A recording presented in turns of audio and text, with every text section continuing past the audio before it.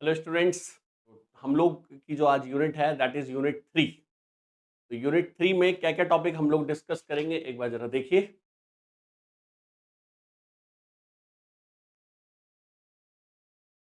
काफी बड़ी यूनिट है ये, कुछ थ्योरेटिकल कुछ प्रैक्टिकल कंबाइंड कॉन्सेप्ट है। तो हमारे इसमें डिस्कस किया जाएगा inner and nested classes, anonymous objects, anonymous classes, functional interfaces, default method interface के अंदर, स्टैटिक मेथड ये भी इंटरफेस से रिलेटेड है। सील्ड का कॉन्सेप्ट हम लोग डिस्कस करेंगे related to the class and interfaces. Lambda expressions क्या होती हैं, बेस 64 क्यों यूज किया जाता है, उसका एनकोडिंग और डिकोडिंग मेथड हम लोग देखेंगे। फॉर ईच मेथड किस तरीके से यूज किया जा सकता है वो, try with resources, annotations, repeating annotation, type annotation etcetera, local variable type interference,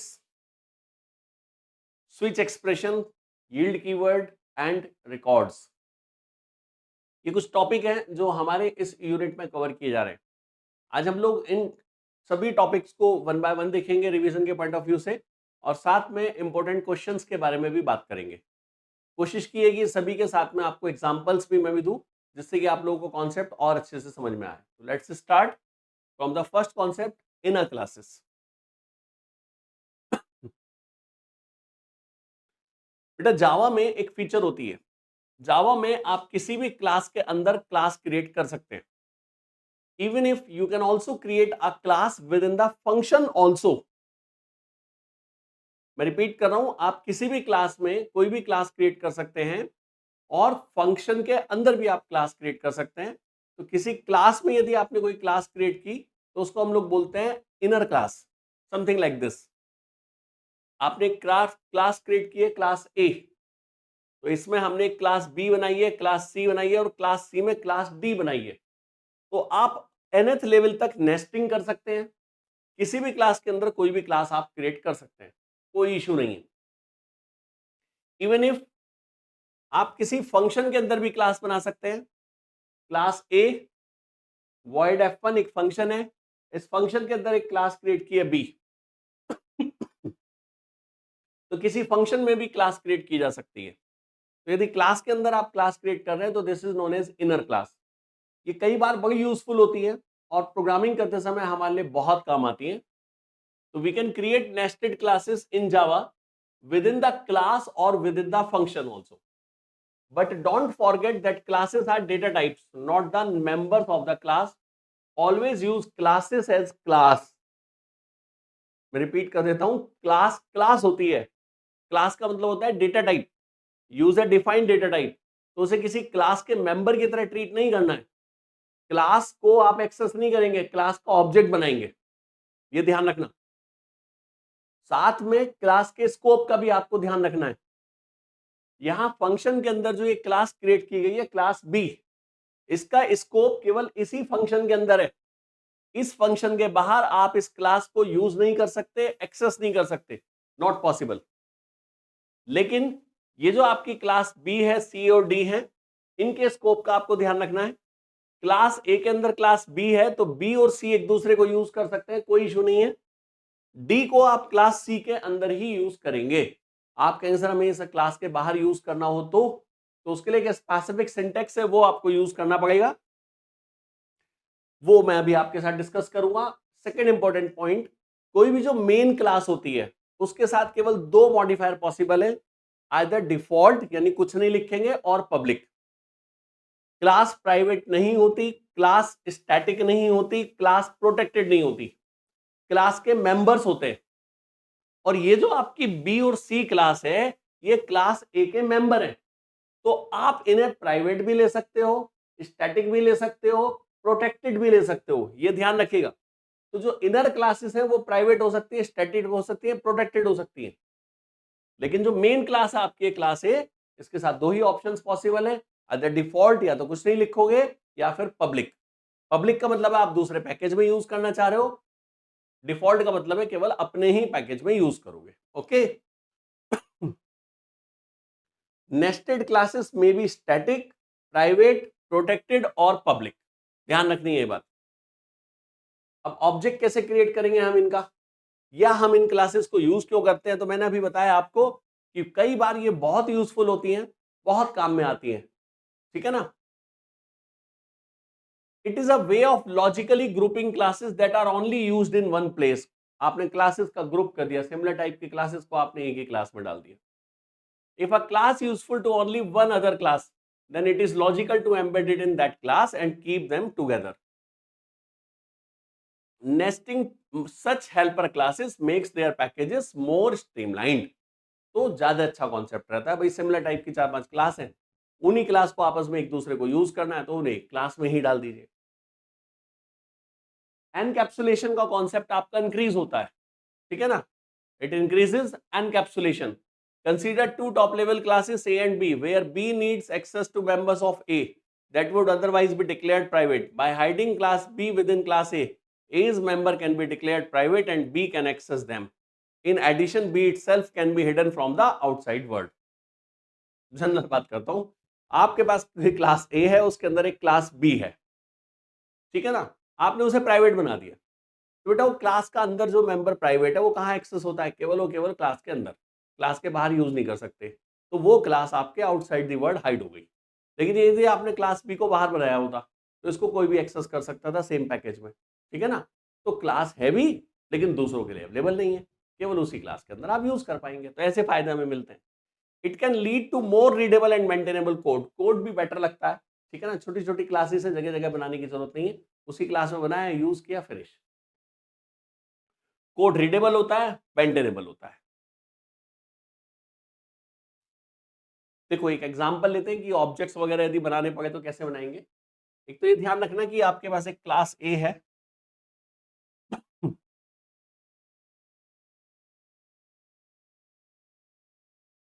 इसके अंदर क्लास बी है,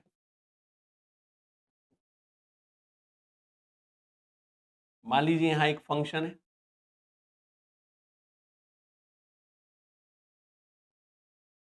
तो आप इस बी क्लास का ऑब्जेक्ट यहां नॉर्मल वे में क्रिएट कर सकते हैं।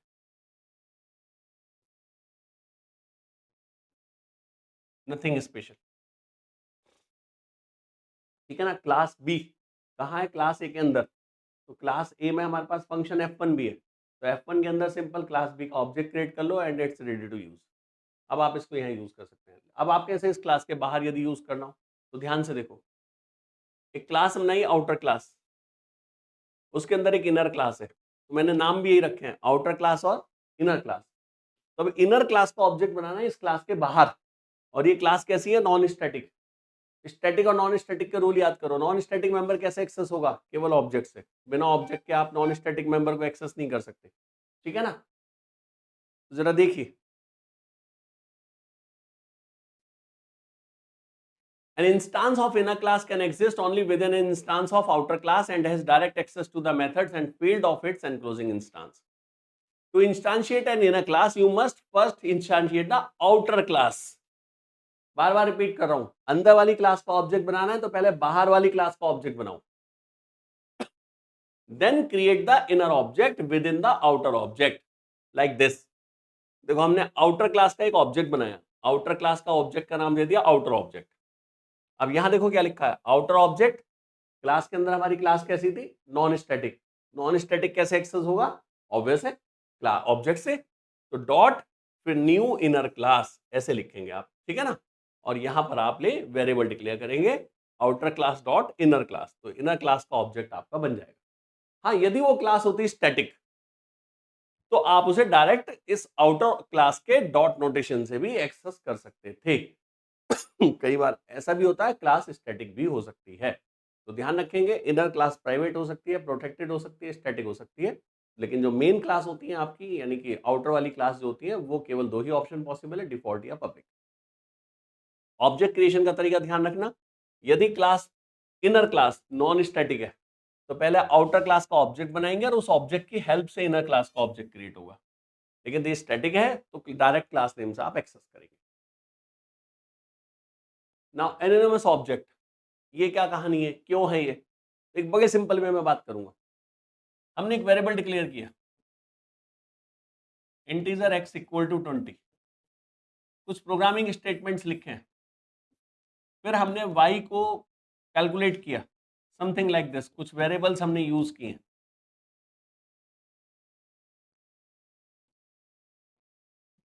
Like this. फिर से हमारे कुछ प्रोग्रामिंग स्टेटमेंट्स आ गए। इस x का केवल एक ही यूज रहा, या तो यहां हमने यूज किया है या फिर यहां यूज किया है डिक्लेयर करने के बाद। तो मेरा सजेशन ये रहेगा कि यहां इसको डिक्लेयर मत करो, इसकी जगह डायरेक्ट यहां 20 लिख दो, ओके, क्योंकि ये वेरिएबल बार बार यूज नहीं हो रहा। तो जिस वेरिएबल को बार बार यूज आप नहीं कर रहे हैं, उस वेरिएबल को जो वैल्यू असाइन किया उसको डायरेक्ट यूज कर लो, ठीक है। अब यही कॉन्सेप्ट मैं आपसे कहता हूं ऑब्जेक्ट के साथ। आपने किसी क्लास का ऑब्जेक्ट बनाया और उसे कितनी बार यूज किया? एक बार। तो आप सिंपल क्या करें, उस ऑब्जेक्ट को वहीं क्रिएट करके उसके मेंबर को एक्सेस कर लो, like this.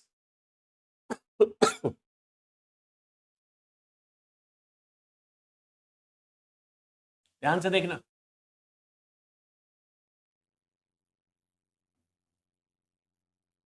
Class A void f1 something,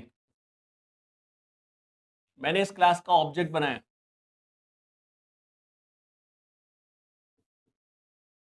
और मैंने लिखा a.f1। इस a को कितनी बार यूज किया? एक बार।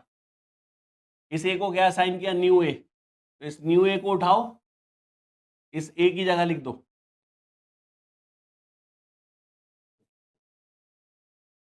Like this. आपने एक ऑब्जेक्ट क्रिएट करा, उसका एड्रेस स्टोर किया स्मॉल a में। यहां ऑब्जेक्ट क्रिएट किया, एड्रेस स्टोर नहीं किया, तो मैं इसको री एक्सेस नहीं कर सकता, दोबारा एक्सेसिंग नहीं कर सकता। इसीलिए मैं इसे कहता हूं anonymous object, object without reference. Perfect चलेगा, कोई प्रॉब्लम नहीं है। तो इस तरीके से आप ऑब्जेक्ट क्रिएट कर सकते हैं। तो यही कॉन्सेप्ट है हमारा एनोनिमस ऑब्जेक्ट का। Anonymous object means object without reference. We can't use such type of objects multiple times. कैसे यूज करोगे? रेफरेंस ही नहीं है आपके पास दोबारा। They can be used only once. जैसे डेट क्लास होती है आपकी, यूटिल पैकेज में क्लास होती है, ऊपर यूटिल पैकेज इंपोर्ट करना मत भूलना। तो डेट क्लास का हमने ऑब्जेक्ट बनाया बेटा, और हमने लिखा integer a equal to d dot get year, तो हमें ईयर मिल जाएगा। अब हमने यहाँ पे डी को कितनी बार यूज करा? एक ही बार यूज करा, तो डायरेक्ट लिख दो new date dot get year, year जो मिलेगा इंटीजर में मिल जाएगा आपको। तो इस तरीके से हम लोग यूज करते हैं। तो प्रोग्रामिंग शॉर्टकट सही है और बहुत यूजफुल है। तो एनोनिमस ऑब्जेक्ट इस तरीके से आपका यूज किया जाएगा, ओके। मुझे उम्मीद है ये एग्जांपल से आपको क्लियर हो गया होगा।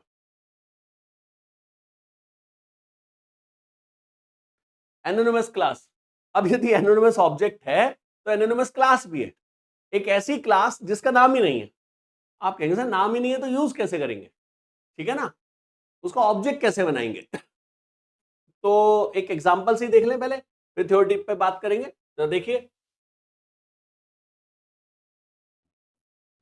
हमने एक इंटरफेस क्रिएट किया बेटा, लेट ए। इसमें एक फंक्शन है f1।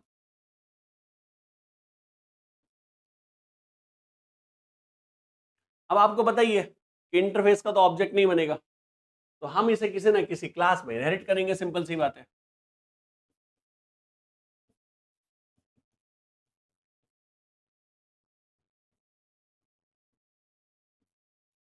इस फंक्शन को ओवरराइड करेंगे,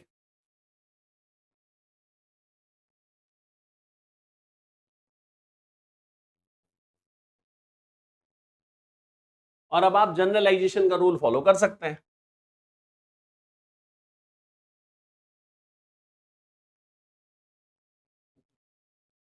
लाइक दिस, बी ने इंप्लीमेंट किया ए को, फंक्शन ओवरराइड करना कंपलसरी है क्योंकि इंटरफेस है, डिक्लेयर फंक्शन है, हमने ओवरराइड कर दिया। अब हमने ऑब्जेक्ट बनाया बी का, रेफरेंस किसका असाइन किया? ए का। सबका रेफरेंस आप सुपर को असाइन कर सकते हो, उस केस में वही मेंबर एक्सेस होंगे जो सुपर में है, F1 चल जाएगा, ठीक है ना। परफेक्ट वर्किंग है, कोई इशू नहीं है। अब मैं ये कहता हूं ये जो बी क्लास मेरे पास है, मुझे इसकी दोबारा जरूरत ही नहीं है, मुझे बस एक बार इसका ऑब्जेक्ट बनाना है और इसे यूज करना है। तो जावा कहती है इस क्लास को फिर बना ही क्यों रहे हो? आप कहोगे सर फंक्शन भी तो ओवरराइड करना पड़ेगा। जरा ध्यान से देखिए कैसे लिखेंगे। आप लिखिए न्यू ए, नहीं लिख सकते, कंस्ट्रक्टर कॉल नहीं कर सकते इंटरफेस के साथ, इंटरफेस का ऑब्जेक्ट क्रिएट नहीं होता। इंटरफेस का ऑब्जेक्ट बनाओगे वो एरर देगा, वो कहेगा जी मुझे तो सब क्लास में डेफिनेशन दो, तो डेफिनेशन देंगे ऐसे। यहीं पर ये वाली जो कर्ली ब्रेसेस है इन्हें उठाओ, एज इट इज यहां कॉपी पेस्ट कर दो।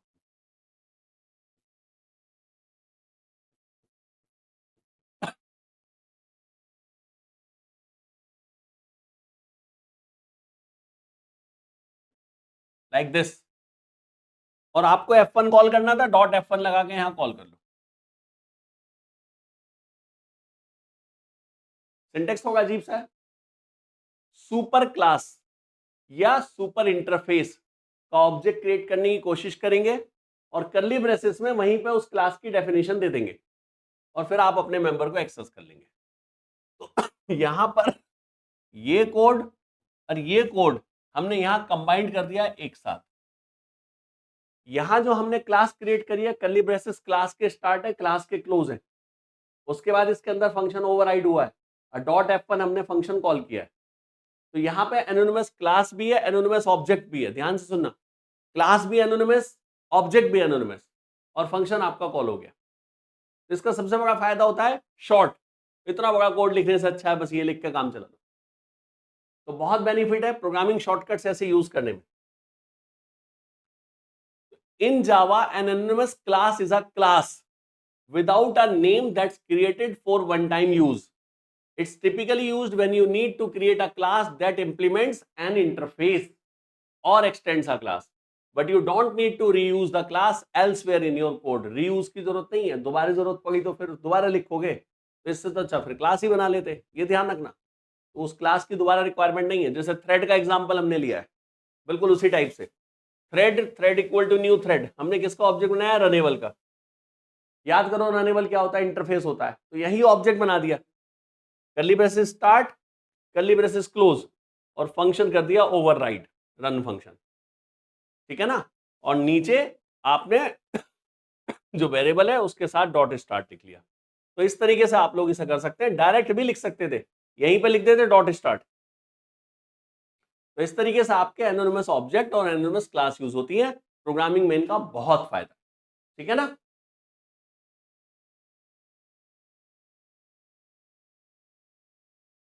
फंक्शनल इंटरफेस, ये भी प्रोग्रामिंग में बहुत यूजफुल है। ऐसे इंटरफेस जिसमें एक ही फंक्शन हो उसे बोलेंगे फंक्शनल इंटरफेस। देखो किस इंटरफेस में कितने भी फंक्शन हो सकते हैं, आप फंक्शन उसके अंदर डिक्लेयर करते हैं, इंटरफेस के साथ में कुछ टर्म केवल आपको रिपीट कर रहा हूं। इंटरफेस कोई भी क्रिएट किया जाएगा तो उसके अंदर फंक्शन डिफाइन नहीं होंगे बेटा, केवल फंक्शन को डिक्लेयर करोगे, लाइक दिस। इंटरफेस के फंक्शंस बाय डिफॉल्ट पब्लिक होते हैं, इंटरफेस के फंक्शंस बाय डिफॉल्ट एब्स्ट्रैक्ट होते हैं। और यदि इंटरफेस में आपने कोई वेरिएबल लिया इंट x इक्वल टू 10, तो याद रखना वो स्टैटिक और फाइनल होता है। रिपीट नहीं करूंगा, याद रखिएगा चीजों को, बहुत जरूरत पड़ती है इन सब चीजों की, एग्जामिनर आपको घुमाने की कोशिश करेगा। इंटरफेस के अंदर जो वेरिएबल्स होता है वो स्टैटिक होता है और फाइनल होता है, एक बार उसको वैल्यू दे दी चेंज नहीं कर सकते, और इंटरफेस के नाम से एक्सेस कर सकते हैं। तो मान लीजिए ये मेरे पास एक इंटरफेस है, ठीक है ना, तो ये हमारा फंक्शनल इंटरफेस नहीं कहलाएगा क्योंकि इसके अंदर मल्टीपल फंक्शंस है। यदि ये इंटरफेस ऐसा होता जिसमें एक ही फंक्शन होता तो मैं इसको तब कहता functional interface. Okay, second thing, interface के अंदर आप स्टैटिक फंक्शन डिफाइन कर सकते हो। याद रखिएगा नॉर्मल फंक्शन डिफाइन नहीं होगा, सिंटैक्स एरर आएगी, लेकिन स्टैटिक फंक्शन डिफाइन करोगे तो कोई इशू नहीं है, इंटरफेस में कितने भी स्टैटिक फंक्शन आप डिफाइन कर सकते हैं।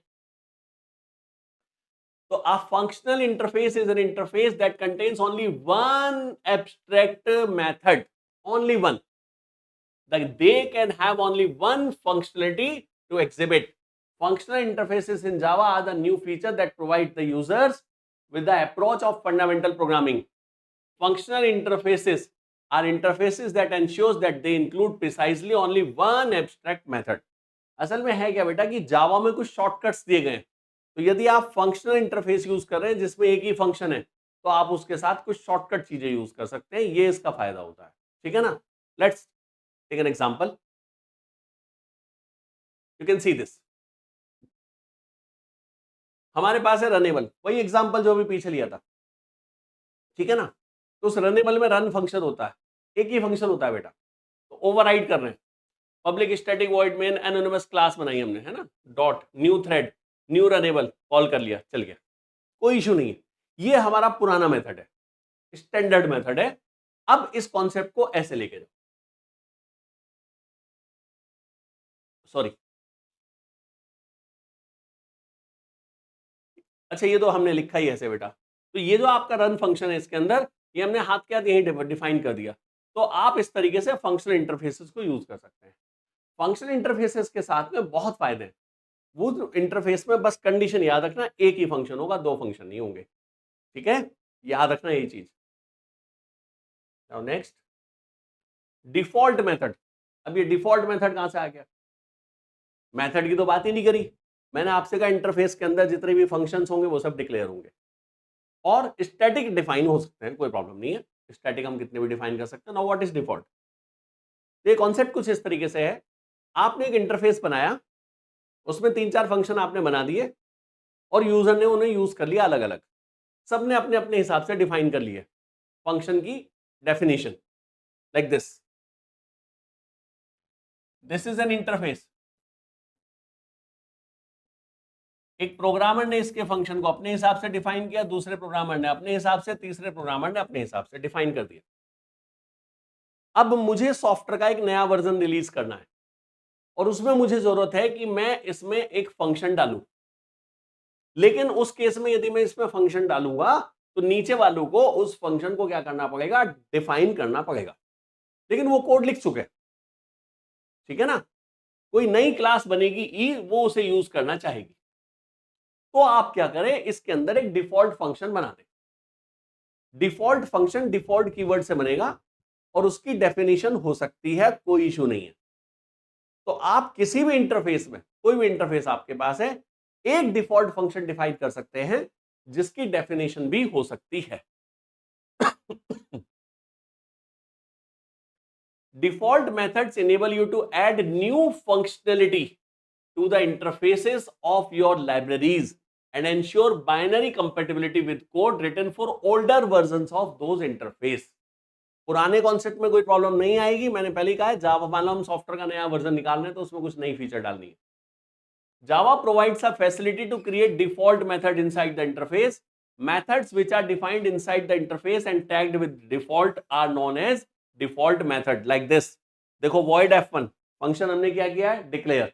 तो ये मान लीजिए हमारा बना हुआ था, हमने यहां लिख दिया डिफॉल्ट void f2, और इसके हमने डेफिनेशन भी दी है, ठीक है ना। तो ये फंक्शन आपका सभी में अवेलेबल हो जाएगा, अब इसको कोई भी अपने हिसाब से यूज कर सकता है, लेकिन ध्यान रखना इसकी ओवरराइडिंग नहीं होगी, ओवरराइड कोई नहीं करेगा इसके, यही फंक्शन एज इट इज चलेगा, वही वर्किंग रहेगी जो आपने दी है। तो इंटरफेस के अंदर यदि आपसे कोई पूछे कि क्या फंक्शन डिफाइन हो सकता है, आंसर होगा यस, साथ में आगे एक्सप्लेन करना मत भूलना, only default function and static function.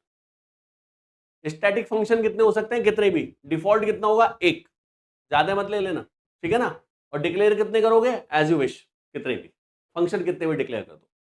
तो this is known as default method in interface. तो लोगों से किसी से भी पूछोगे तो वही कह देगा जी कोई फंक्शन नहीं होता इसमें, डिफाइन नहीं होता। नहीं, डिफॉल्ट मेथड आप डिफाइन कर सकते हो, डेफिनेशन दे सकते हो।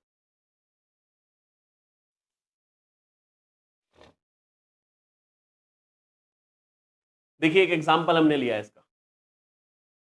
क्लास बी ने ए को इंप्लीमेंट करा, फंक्शन F1 को ओवरराइड कर दिया, ऑब्जेक्ट बना लिया, a डॉट F1 भी चल जाएगा, a डॉट F2 भी चल जाएगा, F2 आपका डिफॉल्ट फंक्शन था, ठीक है ना। तो आप इसे प्रॉपरली यूज कर सकते हैं, कहीं कोई इशू नहीं। सबका रेफरेंस ऊपर को असाइन करो, फंक्शन ओवरराइड किया है तो ओवरराइडेड चलेगा, वरना डिफॉल्ट आप कॉल करोगे तो डिफॉल्ट की वर्किंग चल जाएगी। डिफॉल्ट की वर्किंग सबके लिए सेम रहेगी, चाहे इस क्लास को किसने भी इनहेरिट किया हो। स्टैटिक मेथड, ये तो अभी बताया बेटा मैंने आपको कि आप इंटरफेस में स्टैटिक मेथड ले सकते हैं, और कितने भी ले सकते हैं। We can define any number of static methods in the interfaces, and since static members are not associated with the instances, you can access these methods using interface name। जैसे static member कैसे access होता है? Class name से, ठीक है ना। ऐसे ही तो यहाँ पे इंटरफेस के नेम से एक्सेस कर लेना। जैसे इसमें एक फंक्शन बनाया हमने f2, just call a dot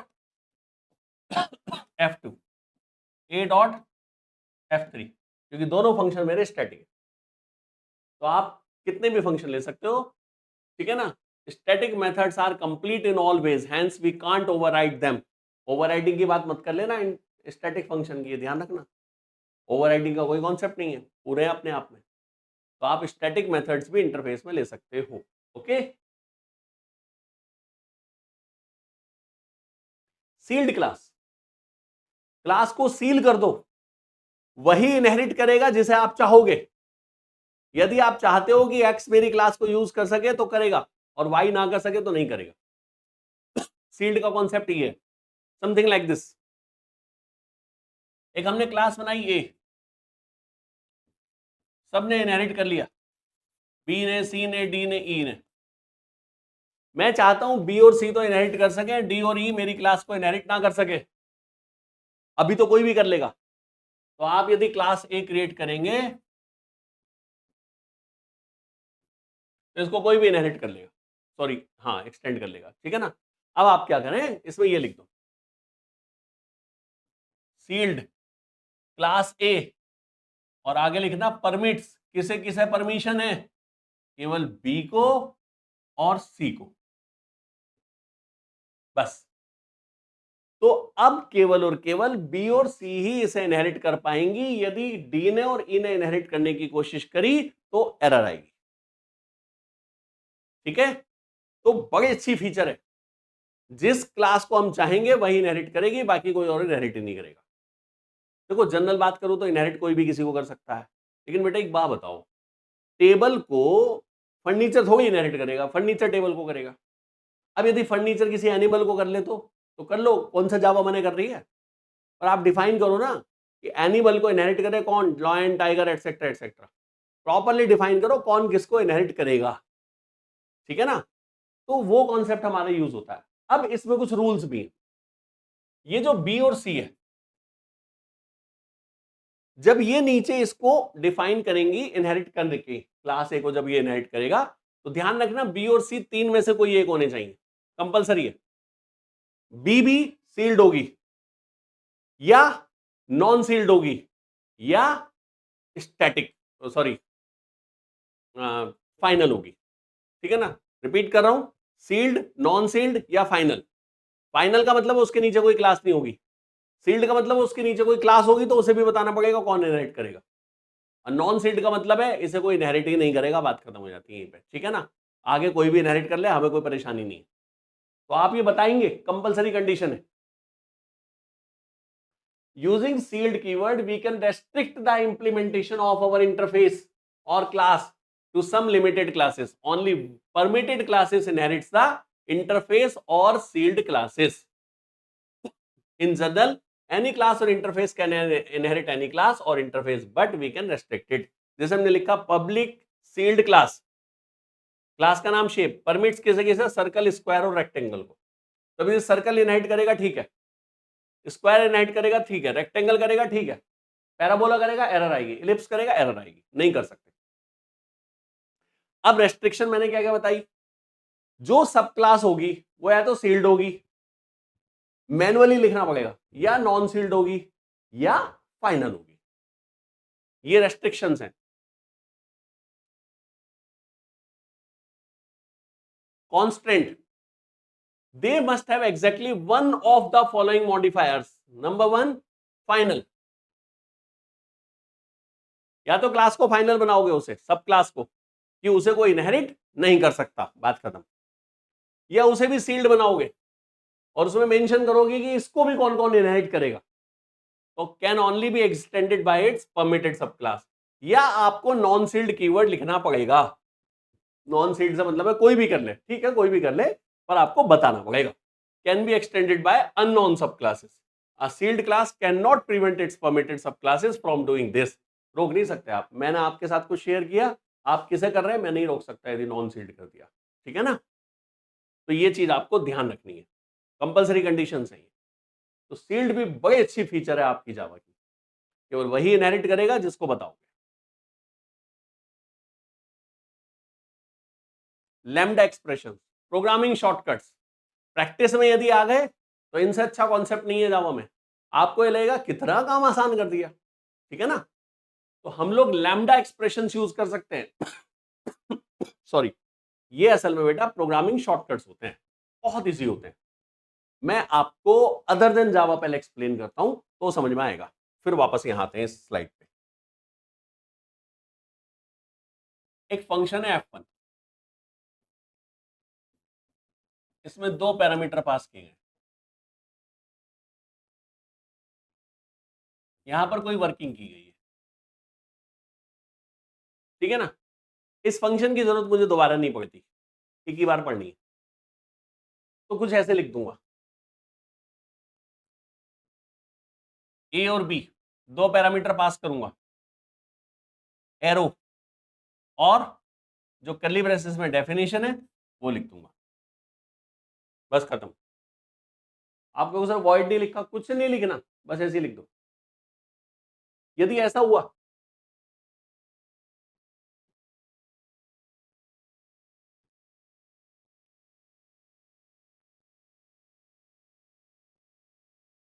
मान लो मैं ये रिटर्न करा रहा हूं और इसमें एक ही स्टेटमेंट है, दूसरा स्टेटमेंट नहीं है,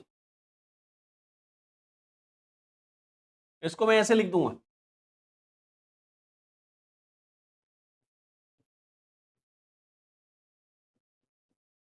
ये लीजिए, देखो कितना आसान हो गया। तो लैम्डा एक्सप्रेशंस आपके सिंटेक्स को बहुत इजी बनाएगा, कॉम्प्लेक्स कोड को आसान करेगा। फंक्शन कॉम्प्लेक्स है, कर्ली ब्रेसेस लगाओगे, डायरेक्ट रिटर्न करना, केवल रिटर्न के लिए लिख दो, एरो ऑपरेटर यूज करेंगे। जावास्क्रिप्ट वगैरह में बहुत ज्यादा यूज किया जाता है। तो ऐसा ही कॉन्सेप्ट हमारा जावा में भी है, that is known as lambda expression. Here it is, a lambda expression is a concise way to represent an anonymous function। anonymous function, function का नाम ही नहीं है, अभी बनाया था आपके सामने। a method without a name which can be passed around as a parameter to other methods or stored in variables, है ना। एक चीज और बताऊंगा बेटा पहले,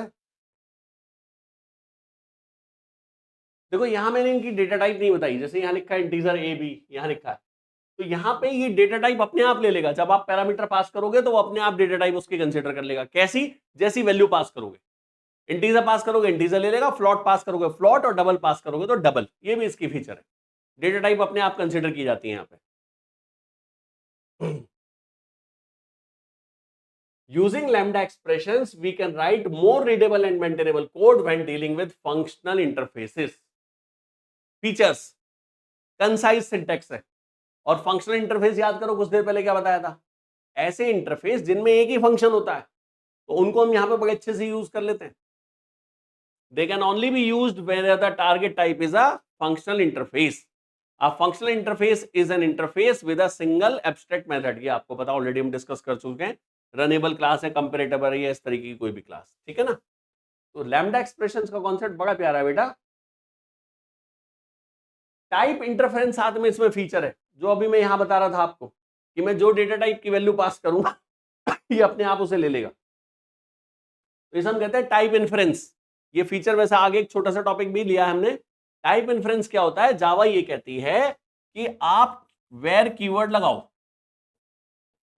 और वेरिएबल को वैल्यू असाइन कर दो, लेकिन वैल्यू असाइन करना कंपलसरी होगा।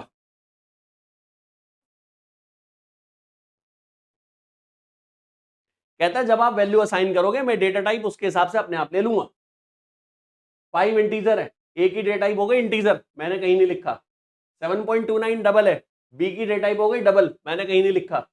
न्यू डेट, डेट का ऑब्जेक्ट बना रहा हूं, सी की डेटा टाइप हो गई डेट, मैंने कहीं नहीं लिखा, मैंने बस वेयर लिखा है। तो आप वेयर कीवर्ड लिख के कहीं भी यूज कर सकते हैं, लेकिन ये ध्यान रखना केवल लिखोगे आप फंक्शंस के अंदर, इफ कंडीशन के अंदर, लूप के अंदर, क्लास मेंबर नहीं हो सकता ये, है ना। लोकल वेरिएबल्स जिन्हें हम लोग कहते हैं, तो लोकल वेरिएबल्स के साथ आप जावा में वेयर कीवर्ड लगा सकते हैं। उसको जो भी वैल्यू असाइन करोगे वो उसके अपने आप डेटा टाइप कंसीडर कर लेगा। तो टाइप इन्फरेंस कहते हैं हम लोग इसे। Java compiler can infer the types of parameters in lambda expressions reducing verbosity. Access to variables, lambda expressions can access final or effectively final variables from the enclosing scope। वो सब use किया जा सकता है, ठीक है ना। एग्जाम्पल भी देखें जरा एक, देखो बेटा एक कोशिश की है इंटरफेस ध्यान से देखना, यहां पे उस कॉन्सेप्ट को भी क्लियर करने की कोशिश करना कि फंक्शनल इंटरफेस का एग्जांपल, तो इस एग्जांपल को आप फंक्शनल इंटरफेस के एग्जांपल में भी कंसीडर कर सकते हैं। ऊपर हमने लिखा है @ फंक्शनल इंटरफेस, ये मैंने जानबूझ के यहां लिखा है। ये क्या है? ये एनोटेशंस, ओवरराइड कर रहे हो @ ओवरराइड, एनोटेशंस यूज होते हैं जावा के अंदर, तो आप इनको एनोटेशंस कहते हैं। हम लोग एनोटेशंस यूज करके बहुत सारी फीचर्स का फायदा उठा सकते हैं। तो इंटरफेस का नाम है कैलकुलेटर, इसमें एक फंक्शन लिया सम, जिसमें 2 इंटीजर वैल्यू पास करूंगा, वो इंटीजर रिटर्न करेगा। ओके, अब इसको देखो कैसे यूज कर रहे हैं। Class public static void main calculator this c equal to, देखो बेटा क्या लिखा है, a b arrow a plus b, ठीक है ना। इस फंक्शन की मैंने यहां पे डेफिनेशन दे दी कि एग्जैक्टली ये फंक्शन क्या करेगा, और यहां पे मैं यूज कर रहा हूं फंक्शनल इंटरफेस। आप यदि ध्यान से देखो तो मैं सी कैलकुलेटर टाइप का ले रहा हूं, असाइन उसे फंक्शन कर रहा हूं। तो फंक्शनल इंटरफेस टर्म इसलिए यूज की जाती है क्योंकि यदि यहां पे दो फंक्शन होते तो उसे क्या पता चल रहा था किसकी डेफिनेशन है, तो इसीलिए केवल फंक्शनल इंटरफेस के साथ ये वाला कॉन्सेप्ट यूज होगा।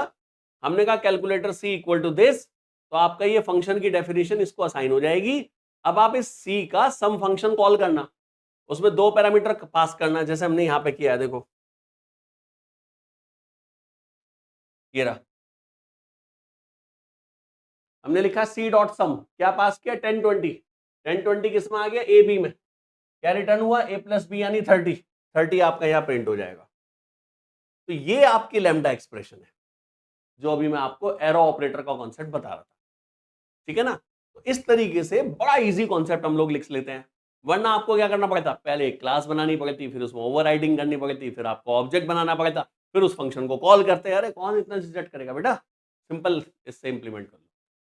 तो देखो लैम्डा एक्सप्रेशन ने इस काम को कितना आसान कर दिया, ठीक है ना।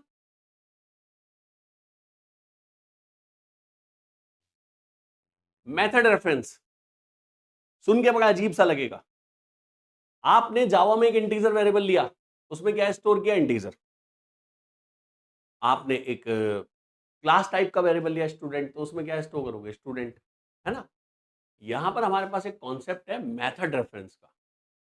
हमारी जो क्लास में मेथड्स होते हैं बेटा, उन्हें हम बड़े आराम से एक्सेस कर सकते हैं, बहुत ही आराम से।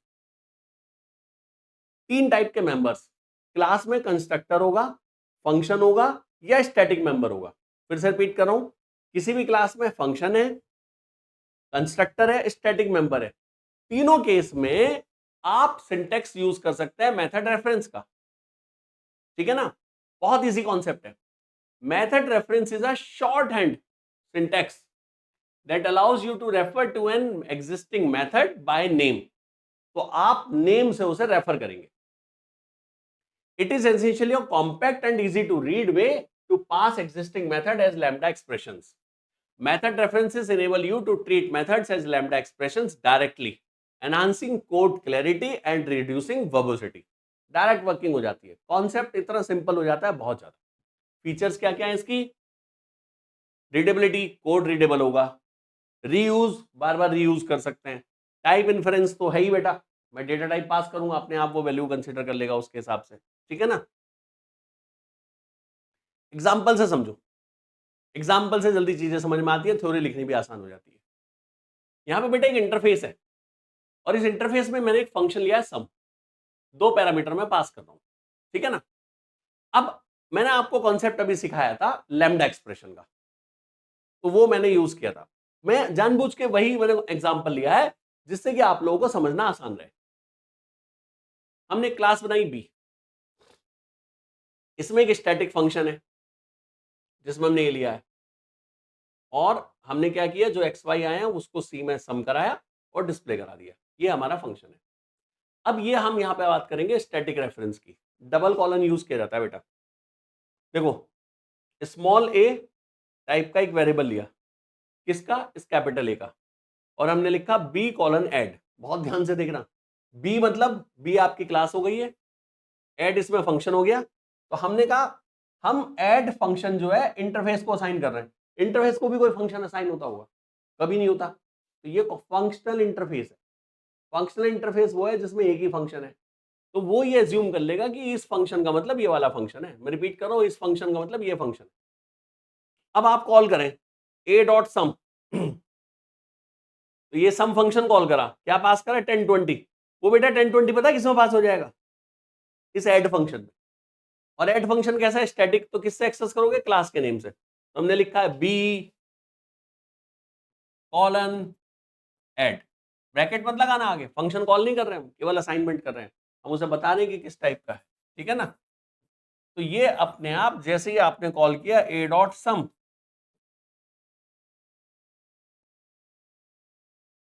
तो ये अपने आप सम फंक्शन में किसे कॉल करेगा, जो आपने असाइन करा ऐड फंक्शन को, इसे कॉल करेगा, 1020 पास करेगा, 30 हो गया, प्रिंट हो जाएगा, ठीक है ना। तो स्टैटिक को तो ऐसे कॉल करोगे। हो सकता है ये मेंबर नॉन स्टैटिक होता तो कुछ नहीं, इस क्लास का ऑब्जेक्ट बनाते और डबल कॉलन लगा देते लाइक दिस।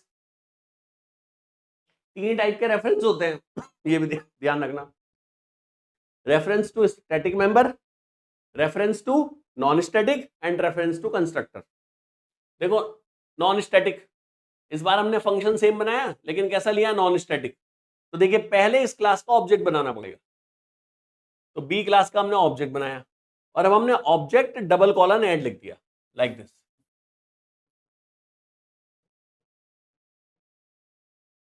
तो इसका सिंटैक्स ये होता है, ये जो कॉलन लगाए जाते हैं। तो अब ये फंक्शनल इंटरफेस को रिप्रेजेंट कर रहा है, अब सम को कॉल करना, ये अपने आप ऐड फंक्शन को कॉल कर लेगा, ठीक है। तो ये आपका है reference to an instance method. मजे की बात यह आप यहां पर कंस्ट्रक्टर को भी यूज कर सकते हो, हियर इट इज। यहां मैंने बनाया कंस्ट्रक्टर बेटा, देखो ये रहा, इस बार फंक्शन नहीं है और कंस्ट्रक्टर के साथ में सेम कोड लिखा गया, लेकिन अब आप यहां पे लिखेंगे like this, b colon what new.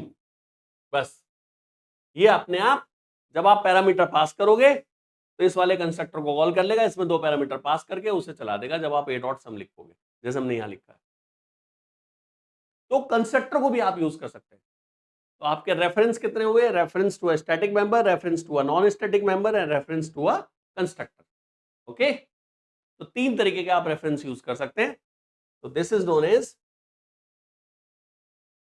Method reference. अब जावा में ना एक फीचर है, जावा में आपको सॉरी कुछ इंटरफेस इस तरीके के बना के दिए गए जिन्हें आप यूज कर सकते हैं। हमारे पास यूटिल पैकेज में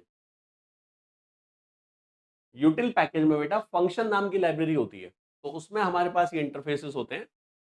तो देखो reference to a static method कैसे एक्सेस करोगे, क्लास का नाम लिखोगे कॉलन और स्टैटिक मेथड का नाम, ठीक है ना। रेफरेंस टू इंस्टेंस को कैसे करोगे, ऑब्जेक्ट बनाओगे और फिर मेथड का नाम। तो हमारे पास ना देखो हमने क्या लिखा है यहाँ पे फंक्शन, यहाँ क्या लिखा है बी आई प्रेडिकेट। तो ये B I function B I predicate ये क्या है, ये इनबिल्ट है आपके, ये जावा की लाइब्रेरी में पहले से हैं। तो यदि आप अपना इंटरफेस कोई नहीं बनाना चाहते तो आप इन्हें यूज कर सकते हो, लेकिन आपको प्रॉपर पैरामीटर्स का कॉन्सेप्ट देखना पड़ेगा। देखो जैसे हमने लिखा है इंटीजर डॉट पार्सिंट, ये लैम्डा एक्सप्रेशन है। इंटीजर डॉट पार्सिंट क्या करता है, किसी स्ट्रिंग को रिटर्न करता है नंबर में कन्वर्ट करके। तो ऐसा आपकी स्ट्रिंग होगी, जो पैरामीटर पास किया जाएगा ये एक वैल्यू रिटर्न करेगा। तो हमने यहाँ पे बताया है फंक्शन में स्ट्रिंग इंटीजर पार्सिंट लैम्डा है ना, मेथड रेफरेंस। तो आप इस तरीके से इन्हें यूज कर सकते हैं कहीं भी जरूरत पड़े तो ये कॉन्सेप्ट भी आपका यूज हो सकता है। एग्जाम्पल आप देने तो प्रीवियस दिन वो ज्यादा बेटर रहेंगे, लेकिन इनको याद रखना इसलिए जरूरी है, एग्जाम में वो आपसे पूछ ले what do you mean by B I predicate, what do you mean by B I function, तो उसको बताना कि यहाँ पे ये फंक्शनल इंटरफेसेस है जो लाइब्रेरी में पहले से डिफाइन।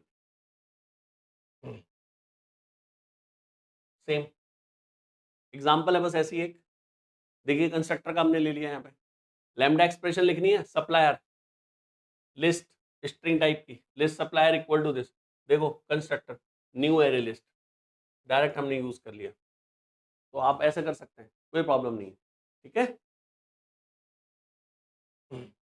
बेस 64, ये बेस 64 क्या किस लिए है, क्यों है, तो एग्जांपल से समझाऊंगा ये भी मैं आपको। बेटा मेरे पास एक बाइट एरे है,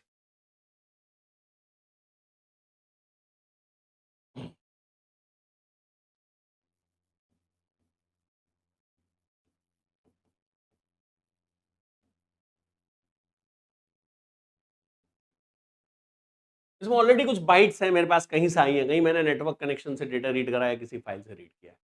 how many bytes we have? 5 bytes.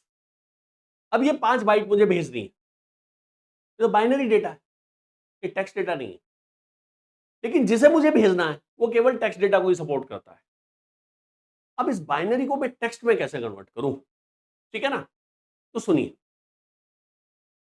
हमारे पास 26 है, capital A to capital Z. 26 हो गए small a to small z, 0 से लेकर 9 तक 10 हो गए आपके। कितने कैरेक्टर्स हो गए? 62। 2 कैरेक्टर और लेना चाहूंगा, टोटल बनेंगे 64 कैरेक्टर्स। यदि मैं रीडेबल कैरेक्टर्स की बात करूं तो मेरे केवल 64 कैरेक्टर्स होते हैं, बाकी तो मेरे पास पता नहीं कितने कैरेक्टर्स हैं, प्लस माइनस वगैरह, मैं उनकी बात नहीं कर रहा। तो जावा का कॉन्सेप्ट नहीं है, एक जनरल कॉन्सेप्ट है। जावा में तो हम इसका इंप्लीमेंटेशन कर रहे हैं। जनरल कॉन्सेप्ट क्या कहता है कि आपके जो बाइट्स हैं ये 0101 की फॉर्म में होंगी।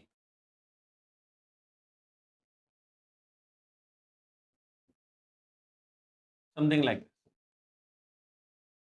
अब यदि 88 बिट का ग्रुप बनाओ तो 8 बिट की न्यूमेरिकल वैल्यू बैठेगी 0 से लेकर 255 तक।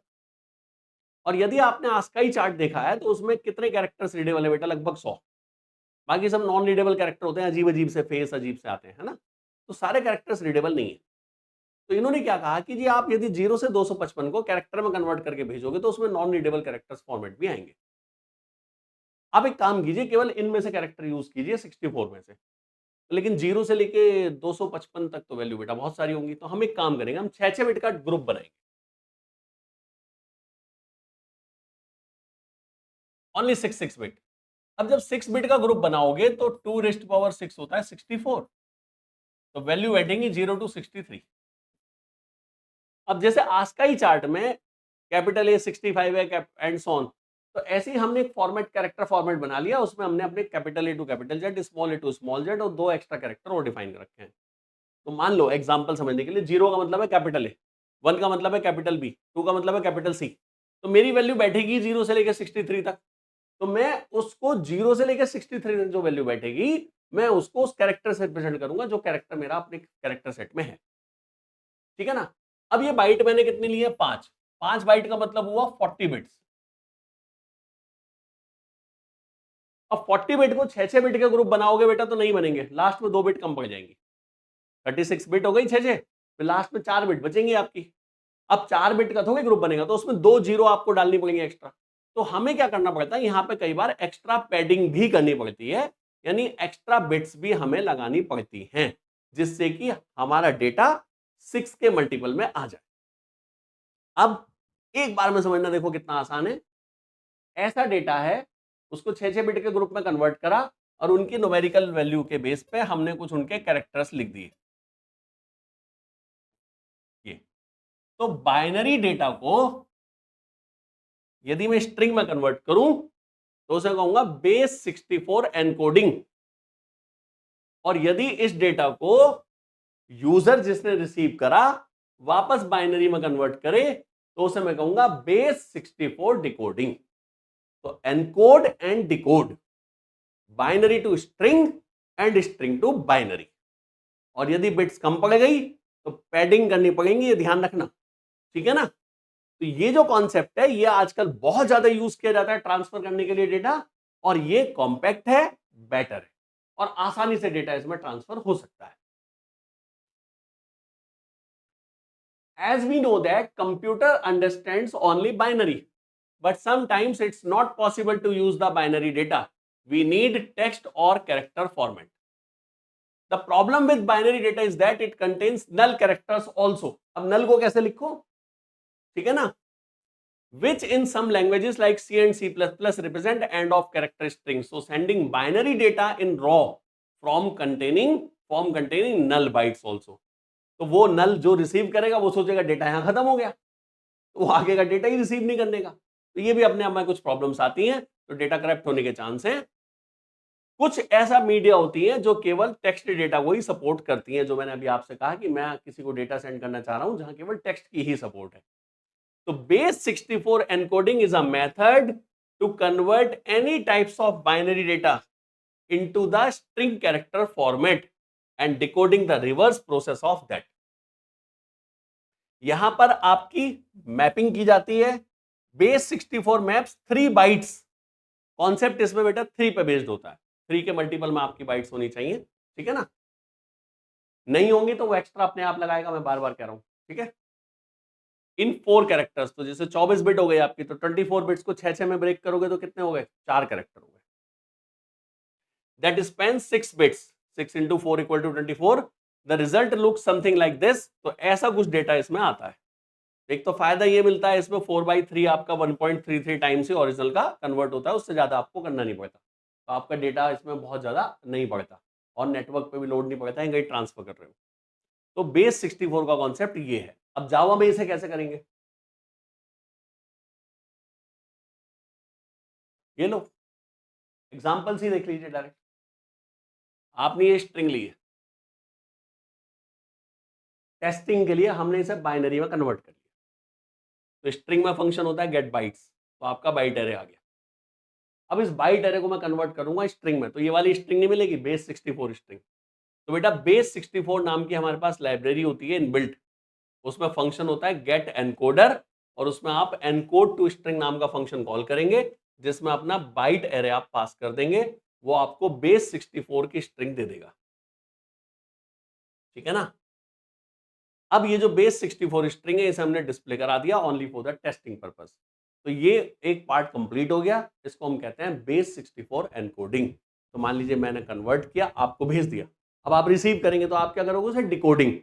तो आपके पास स्ट्रिंग है बेस 64 नाम से, उसे डिकोड करना है।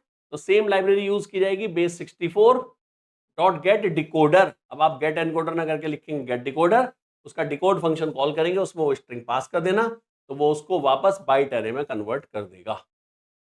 आपको वापस बाइनरी डेटा मिल जाएगा। तो बेस 64 नाम की हमारे पास क्लास होती है, जिसकी हेल्प से हम लोग कन्वर्जन कर सकते हैं। लेकिन ये भी ध्यान रखना, जो मैंने कॉन्सेप्ट बताया, कन्वर्जन एग्जैक्टली कर क्यों रहे हैं और इंटरनली होता कैसे है, ठीक है ना।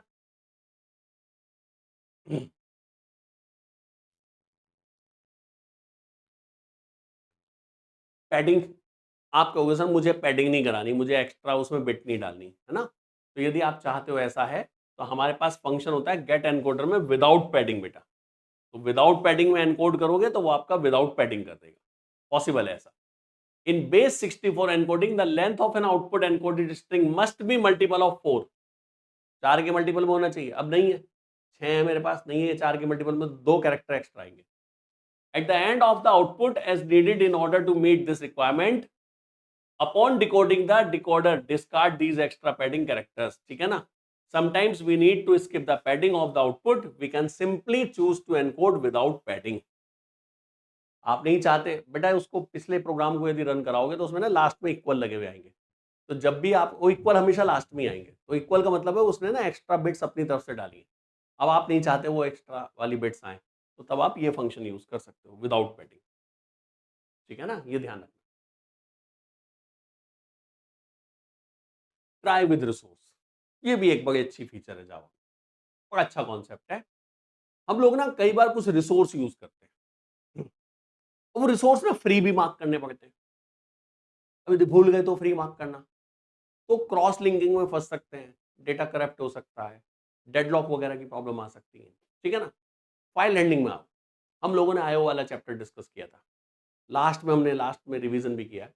तो आईओ में हर जगह मैंने क्या किया था? क्लोज फंक्शन यूज किया था। अब मैंने भी ना कोई कोड लिखा बेटा, फाइल मेरी ओपन हो गई, उसके बाद ना कोड में एक्सेप्शन आ गई, तो मेरी फाइल क्लोज नहीं हो पाई, तो रिसोर्स ना मेरा फ्री नहीं होगा प्रॉपर्ली। अब मैं उसे फ्री करना चाहता हूं, कैसे करूं? एक्सेप्शन आ जाए तो भी फ्री हो, एक्सेप्शन ना आए तो भी फ्री हो, तो फाइनल फंक्शन यूज कर लो। फाइनली ट्राई कैच लगाओ, फाइनली लिखो, और फाइनली के अंदर उस कोड को लिख दो जो उसको रिसोर्स को क्लोज कर रहा हो। फाइनली का फायदा, एक्सेप्शन नहीं आई तो भी चलेगा, तो भी resource free. Exception I, catch हो गई, तो भी चलेगा, कैच के बाद resource free. Exception I, catch नहीं कर पाए, प्रोग्राम क्या होगा? एबनॉर्मली टर्मिनेट, पर एबनॉर्मली टर्मिनेट होने से पहले फाइनली चलेगा, तो भी वो उसे फ्री कर देगा, ठीक है ना। तो यहां तक तो कोई इशू नहीं। लेकिन ट्राई विद रिसोर्स हमें एक शॉर्टकट मेथड देता है, रिसोर्स को यूज करने का। कहता है जी आप मुझे दे दो, खत्म होते ही मैं अपने आप क्लोज कर दूंगा, आपका झंझट नहीं है, आप भूल गए तो कोई इशू नहीं है। The try with resources statement is a try statement that declares one or more resources. Try catch की तरह ही बात हो रही है। A resource is an object that must be closed after the program is finished with it. The try with resource statement ensure that each resource is closed at the end of the statement. और ये ensure करता है इस चीज को, any object that implements Java.lang auto closable, which includes all objects which implement closable, can be used as a resource. एक interface होता है बेटा ये ऑटो क्लोजेबल, तो उसको ही यूज करता है, उन्हीं के साथ में आप लोग लगा सकते हैं। वैसे जितने भी आप लोगों ने आईओ में पढ़े हैं उसमें सब में लग सकता है, उसमें कोई इशू नहीं है। तो try block with resource block can still have the catch and finally block, catch और फाइनली फिर भी लगा सकते हो यदि जरूरत है तो जरा एग्जांपल से देखें। तो एक जनरल प्रोग्राम है, हमने एक बफर रीडर लगाया, न्यू फाइल रीडर, फाइल से डेटा रीड कर रहे हैं, हमने वाइल लगा दिया, थ्रोज लगाया हुआ है यहाँ पे ध्यान रखना। तो यहाँ पे हमने लिखा दिस, काम खत्म हो गया तो हमने क्लोज कर दिया। ओके, अब कहीं एक्सेप्शन आ गई तो प्रोग्राम वहीं टर्मिनेट हो गया, ये क्लोज हुआ ही नहीं मेरा, तो हमने ये लगा दिया। हमने कहा पब्लिक स्टैटिक वॉइड में ट्राई कैच, थ्रोज ऊपर से हटा दिया, ट्राई कैच में लिखा है तो हमने यहाँ फाइनली लिखा, और बफर रीडर ग्लोबल वेरिएबल है मेरा, नल से इनिशियलाइज किया है। तो मैंने कहा यदि नल नहीं है यानी ये स्टेटमेंट एग्जीक्यूट हो चुका है तो वो क्या कर दे, उसे क्लोज कर दे। अब ये फाइनली कब चलेगा, ये कोड प्रॉपरली चला तो भी फाइनली चलेगा, एक्सेप्शन आ गई कैच में आ गया तो भी फाइनली चलेगा, एक्सेप्शन आई कैच नहीं कर पाया किसी वजह से तो भी फाइनली चलेगा। तो रिसोर्स मेरा 100% क्लोज होगा ही होगा, ठीक है ना। अब इसको ट्राई विद रिसोर्स के साथ लिखो, ट्राई, ध्यान से देखना पीछे वाला ही कोड है ये, बफर रीडर वाला ही पूरा वही कोड लिख रहा हूं मैं। ट्राई ब्रैकेट कर्ली ब्रेसेस नहीं ब्रैकेट, बफर रीडर का बना दिया मैंने ऑब्जेक्ट और ब्रैकेट क्लोज, और अब आप बिल्कुल कैच की तरह लिखो, फाइनली लिखने की जरूरत नहीं है, जैसे ही ब्लॉक खत्म होगा वो उसे ऑटोमेटिकली क्लोज कर देगा, वो इस चीज की 100% गारंटी लेता है। तो आपको जो फाइनली वाला मेथड था वो लिखने की जरूरत नहीं है। एक्सेप्शन नहीं आई तो भी क्लोज, एक्सेप्शन आ गई कैच हो गई तो भी क्लोज, एक्सेप्शन आई कैच नहीं हो भाई प्रोग्राम एब्नॉर्मली टर्मिनेट हो रहा है तो भी क्लोज। तो ये ध्यान रखना, यहाँ कर्ली ब्रेसेस नहीं लगता, ब्रैकेट लगता है, उसमें उसका ऑब्जेक्ट लिखा जाता है और उसके बाद फिर आप उसे यूज करते हैं, ठीक है ना। आप चाहें तो फाइनली अपने आप लगा सकते हैं, उसके लिए कोई मना नहीं है, लेकिन वो उसकी गारंटी लेता है कि मैं उस रिसोर्स को जरूर क्लोज करूंगा जो ट्राई के अंदर आपने लिखा है। तो इसीलिए हम लोग इसे कहते हैं ट्राई विद रिसोर्स, ट्राई किसके साथ, किसी रिसोर्स के साथ। ओके,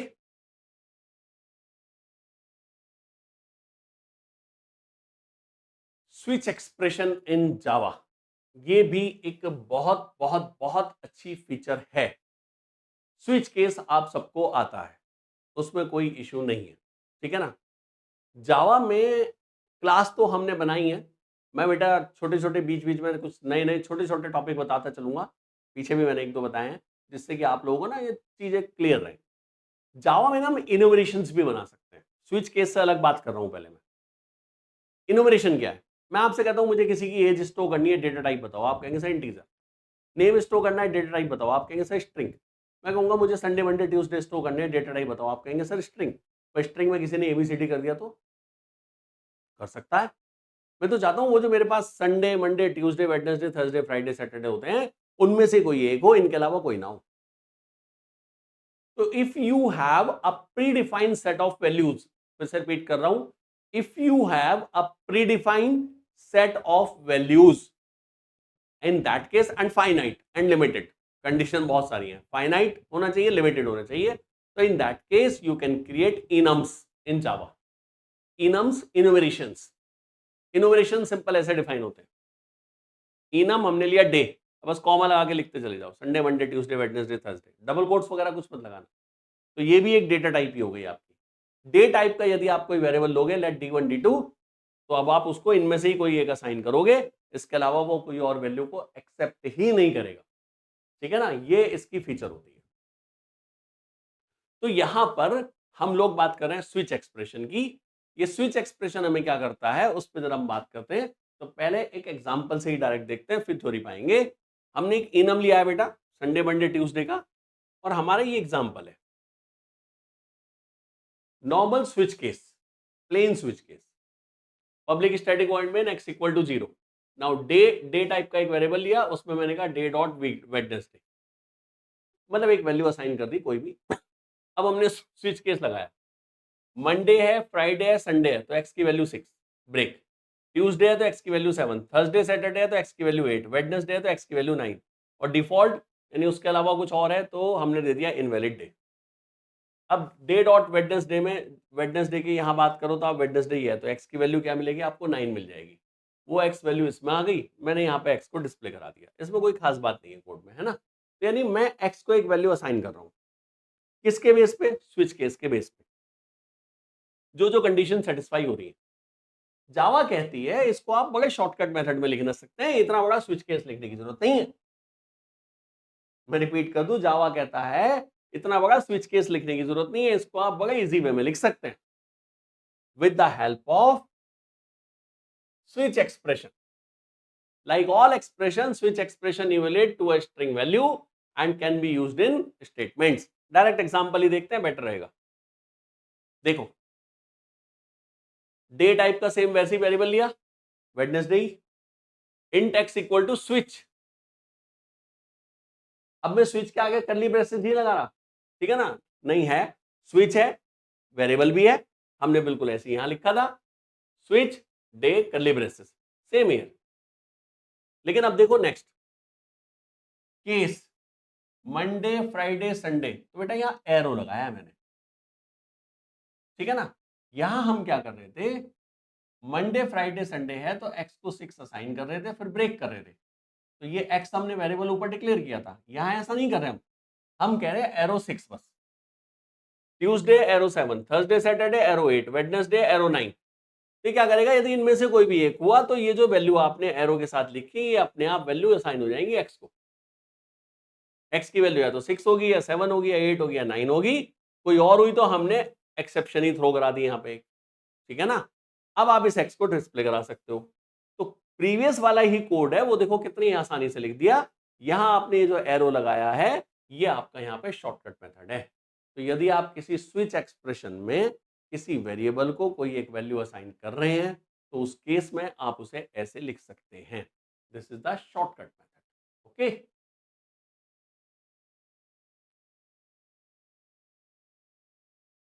यील्ड कीवर्ड भी हमारे पास एक होता है, ये भी इसी में यूज किया जाता है। The yield keyword let us exit a switch expression by returning a value that becomes the value of the switch expression, ठीक है ना। तो आप यील्ड के साथ भी लिख सकते हैं, this means we can assign the value of a switch expression to a variable. तो आपने लिखा, देखो बिल्कुल सेम है बेटा, यहां मैंने लिखा यील्ड 6, यील्ड 7, यील्ड 8, यील्ड 9 या यील्ड 0।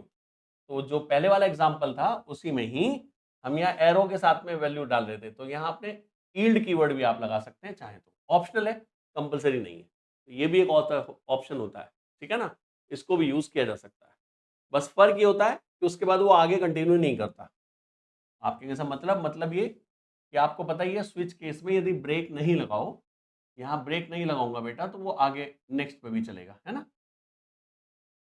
तो यहाँ पे ब्रेक नहीं लगा हुआ, और वो तो इत्तेफाक मेरा ऐसा वेडनेसडे है तो मेरी कोई एक ही कंडीशन सेटिस्फाई होगी, नहीं होती ना तो वो नीचे तक चलता चला जाता। यहाँ इसकी फीचर ये होती है, ये यील्ड यहाँ पे ब्रेक की तरह काम करता है, जो भी कंडीशन सेटिस्फाई हो जाएगी वहीं से बाहर निकल जाएगा, आगे चलाएगा। ये है इनमें डिफरेंस, यील्ड और विदाउट यील्ड।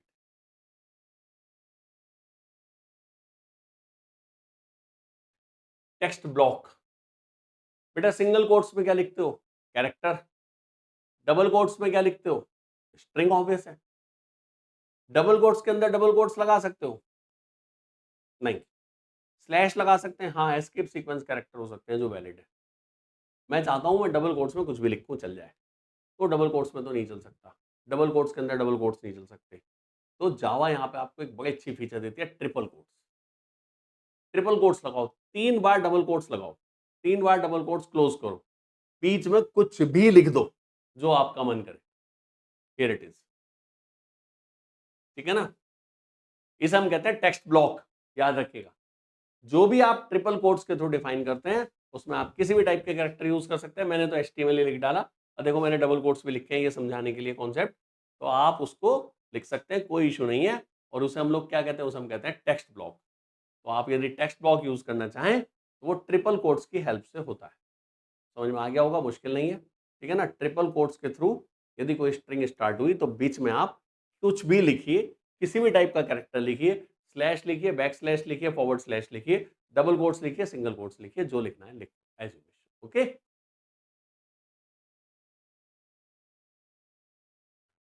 एनोटेशंस का कॉन्सेप्ट भी अपने आप में इंपॉर्टेंट है। एनोटेशंस क्या है? यदि आपने रेगुलर लेक्चर्स की लास्ट यूनिट देखी हो तो वहां हमने एनोटेशंस को बहुत ज्यादा यूज किया था। मैंने एंटिटी एनोटेशन यूज किया था, मैंने आईडी एनोटेशन यूज किया था, मैंने कॉलम एनोटेशन यूज किया था, और उस एनोटेशन से मैंने जावा को ये बता दिया था ये है क्या, ठीक है ना। तो रिपोजिटरी मैंने यूज की थी, कंट्रोलर मैंने यूज किए थे, तो कुछ एनोटेशंस हमने वहां पे यूज किए थे। तो वही कॉन्सेप्ट है, हमारे पास जावा में बहुत सारे एनोटेशंस होते हैं। @override फंक्शन के ऊपर लिख दो, इसका मतलब है आप फंक्शन को ओवरराइड कर रहे हो।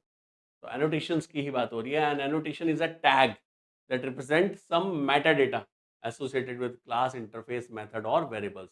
It indicates some extra information about that code and that information is used by the compiler and JVM. कितने टाइप के एनोटेशन हैं ये? मार्कर एनोटेशन होता है, सिंगल वैल्यू एनोटेशन होता है, फुल एनोटेशंस होते हैं, टाइप एनोटेशंस होते हैं, रिपीटिंग एनोटेशंस होते हैं।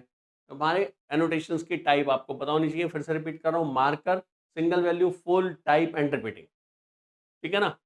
एनोटेशंस में आपसे ये पूछा सकता है what do you mean by annotations, what are the benefits of the annotations, explain with an example. इससे ज्यादा कुछ नहीं पूछा जाएगा इसमें, ठीक है ना।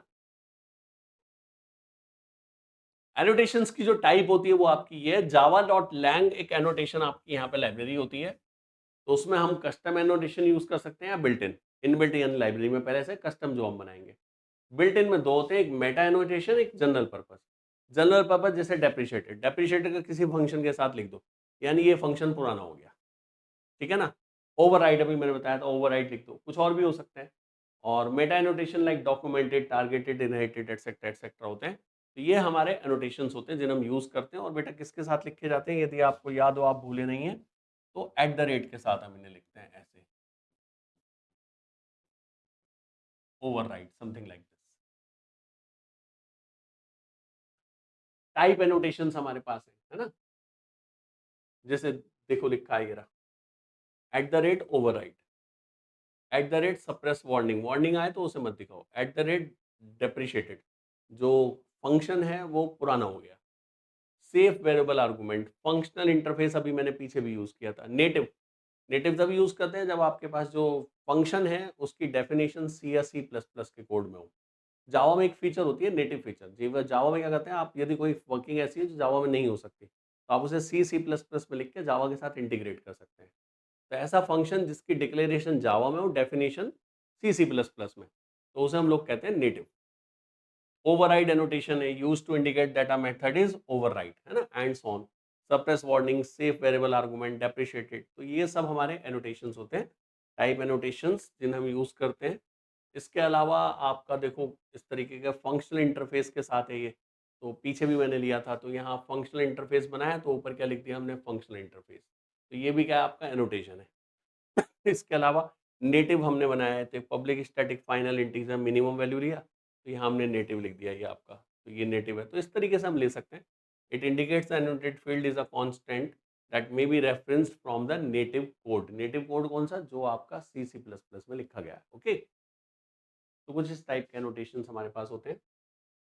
मार्कर एनोटेशन होता है बेटा, जिसके थ्रू आप मार्किंग कर सकते हैं, जैसे हमने यहाँ कर दिया @इंटरफेस, तो हमने बता दिया ये इंटरफेस है, ठीक है ना। तो ईज़ी होता है, सीधी-सी बात है काम को।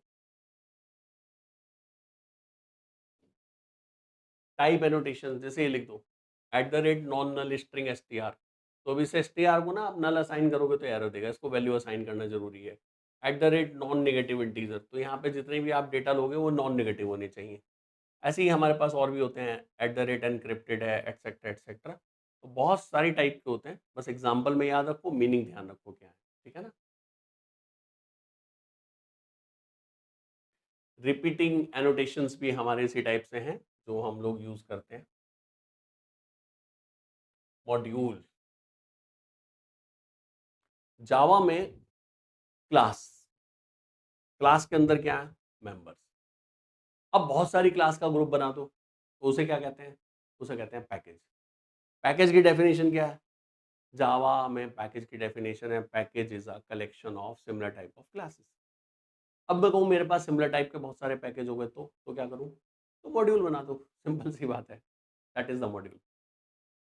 A module is a collection of similar type of packages with supporting elements।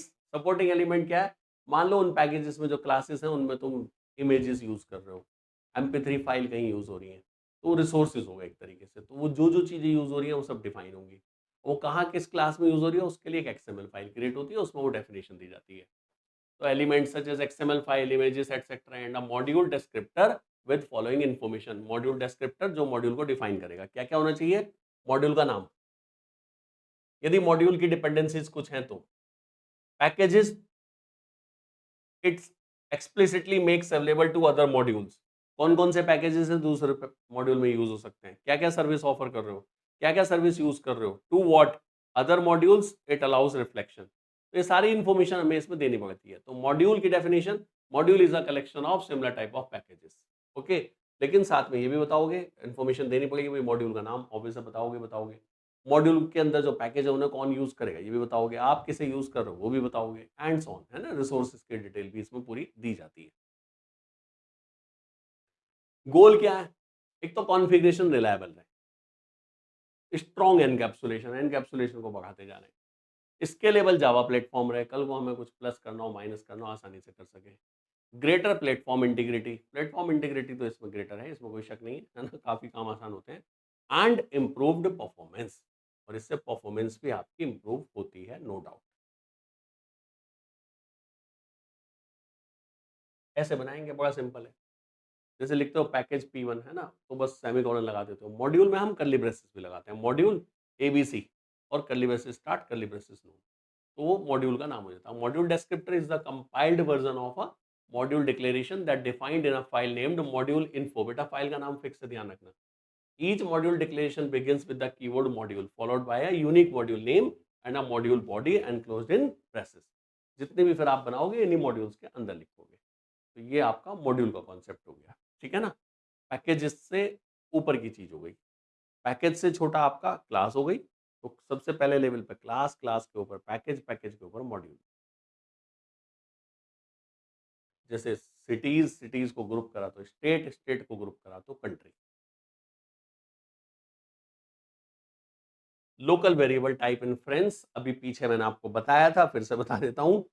किसी भी लोकल वेरिएबल में, किसी फंक्शन के अंदर, किसी लूप के अंदर, किसी इफ कंडीशन के अंदर, कहीं भी आप यदि किसी वेरिएबल के साथ में वेर कीवर्ड लिखते हैं और उसे कोई वैल्यू असाइन करते हैं, तो वो उस वैल्यू की डेटा टाइप के अकॉर्डिंगली उस वेरिएबल की डेटा टाइप अपने आप ले लेगा।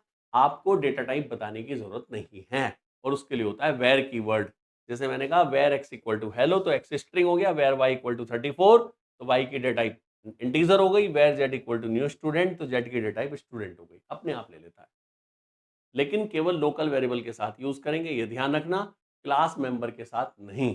किसी फंक्शन के अंदर, किसी लूप के अंदर, इफ कंडीशन के अंदर, ऐसी जगह, ठीक है ना। कंपाइलर अपने आप डिफाइन कर लेता है, तो ये आप देख लीजिएगा।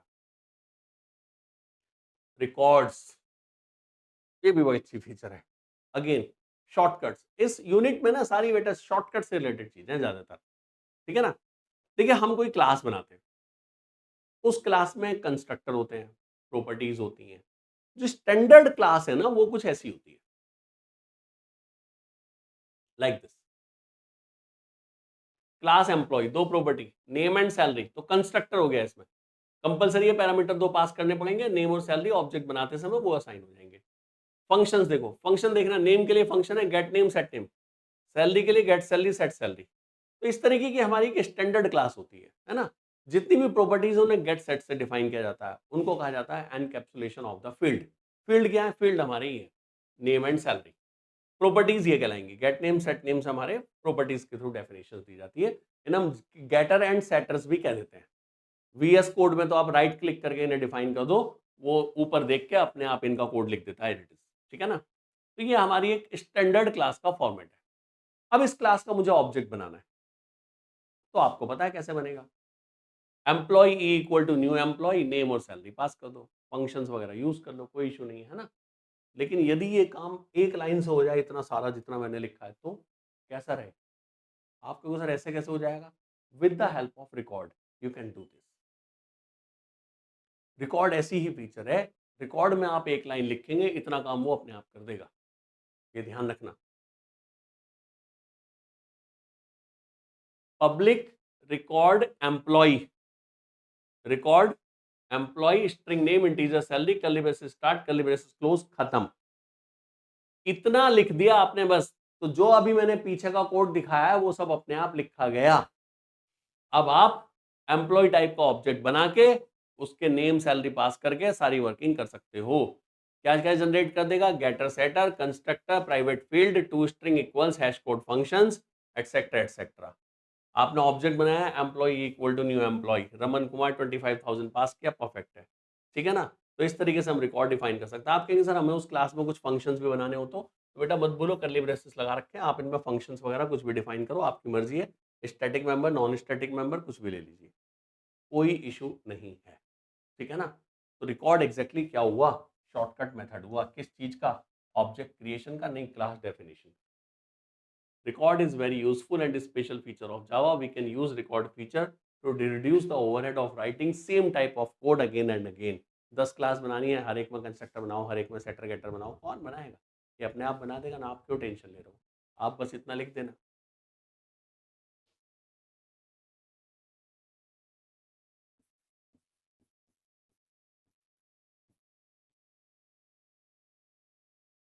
पैरामीटर यदि कंस्ट्रक्टर में कोई पास करना है, ठीक है, नहीं पास करना तो कोई बात नहीं, बस हो गया आपका काम, लीजिए। हो सकता है पैरामीटर पास करना होता है, जैसे मैंने एम्प्लॉय में किया था, तो आप कर सकते हैं। इतना लिखोगे, गेटर सेटर सब रेडी। कंस्ट्रक्टर इसमें ब्लैंक कंस्ट्रक्टर है क्योंकि पैरामीटर पास नहीं किया, ठीक है ना। तो रिकॉर्ड भी काफ़ी अच्छी फीचर है, यूज़ कर सकते, मज़ा आएगा आपको। प्रैक्टिस में लेके आनी पड़ती है बेटा सारी चीज़ें। जेनरिक क्लासेस, हम लोगों ने लास्ट जो लेक्चर लिया था उसमें मैंने आपको बताया थे कलेक्शंस, या शायद वो आगे हो, नॉर्मल लेक्चर्स में तो हमने यूज़ किए हैं बेटा कलेक्शंस। तो कलेक्शंस क्या हैं, कलेक्शंस आपकी जेनरिक क्लासेस है सारी। जैसे आप एक एरे डिफाइन करते हो, तो एरे किसका लोगे, इंटीजर का, कैरेक्टर का, लॉन्ग का, फ्लोट का, डबल का। मैं कहूँगा मुझे नहीं पता एरे की डेटा टाइप क्या लेनी है, आप कहोगे सर ऐसे कैसे हो जाएगा, बतानी तो पड़ेगी, वो मुझे नहीं पता, तो जेनरिक ले लो। जेनरिक हमें एक फैसिलिटी देती है जनरल डेटा टाइप डिफाइन करने की। रिपीट कर रहा हूँ, जेनरिक हमें एक फैसिलिटी देती है general purpose data type define करने की। आप जब ऑब्जेक्ट क्रिएट करेंगे तो उसे बताइए कि किस टाइप का डेटा टाइप यूज करेंगे, आपने नहीं बताया तो वो ऑब्जेक्ट ले लेगा, और ऑब्जेक्ट का मतलब है कुछ भी, ठीक है ना। तो उसे हम लोग जेनरिक डेटा टाइप कहते हैं। जैसे हमने ना एक एरे लिया इंटीजर टाइप का, इसके लिए क्लास बना ली, एक डबल ले लिया, एक स्ट्रिंग ले लिया। अब है तो बेटा सब में ही एरे, तो इतने सारा कोड लिखना पड़ेगा मुझे, इसको ऐसे लिख दो, ध्यान से देखना ये code, like this, my collection, T, T की जगह ए लिख दो, बी लिख दो, कुछ भी लिख दो, कोई फर्क नहीं पड़ता, then t equal to this. अब जब आप इसका ऑब्जेक्ट बनाएंगे ना, तो आप ऐसे लिखेंगे,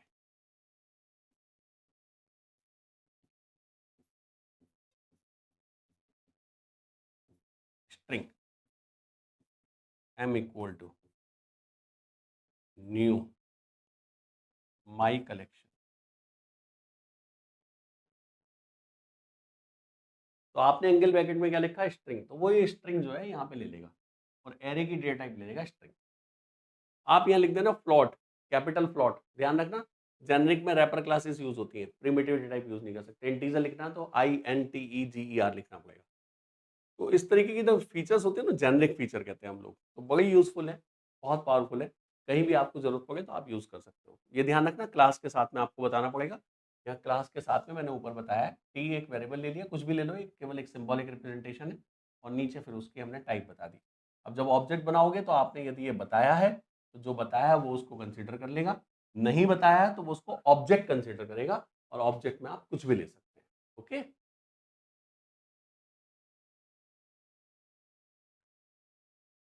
ये सेम कॉन्सेप्ट है जो अभी मैं आपको बता रहा था, ठीक है ना, ऑब्जेक्ट क्रिएशन का। इंटीजर का एरे उसके अंदर बनाना है तो आपने इंटीजर लिख दिया, स्ट्रिंग का लेना है स्ट्रिंग, यहाँ कुछ नहीं लिखा तो वो ले लेगा ऑब्जेक्ट। स्ट्रीम एपीआई थोड़ा सा यूजफुल, इंपॉर्टेंट, ठीक है ना। स्ट्रीम एपीआई जो है जावा की एक बड़ी स्पेशल फीचर है।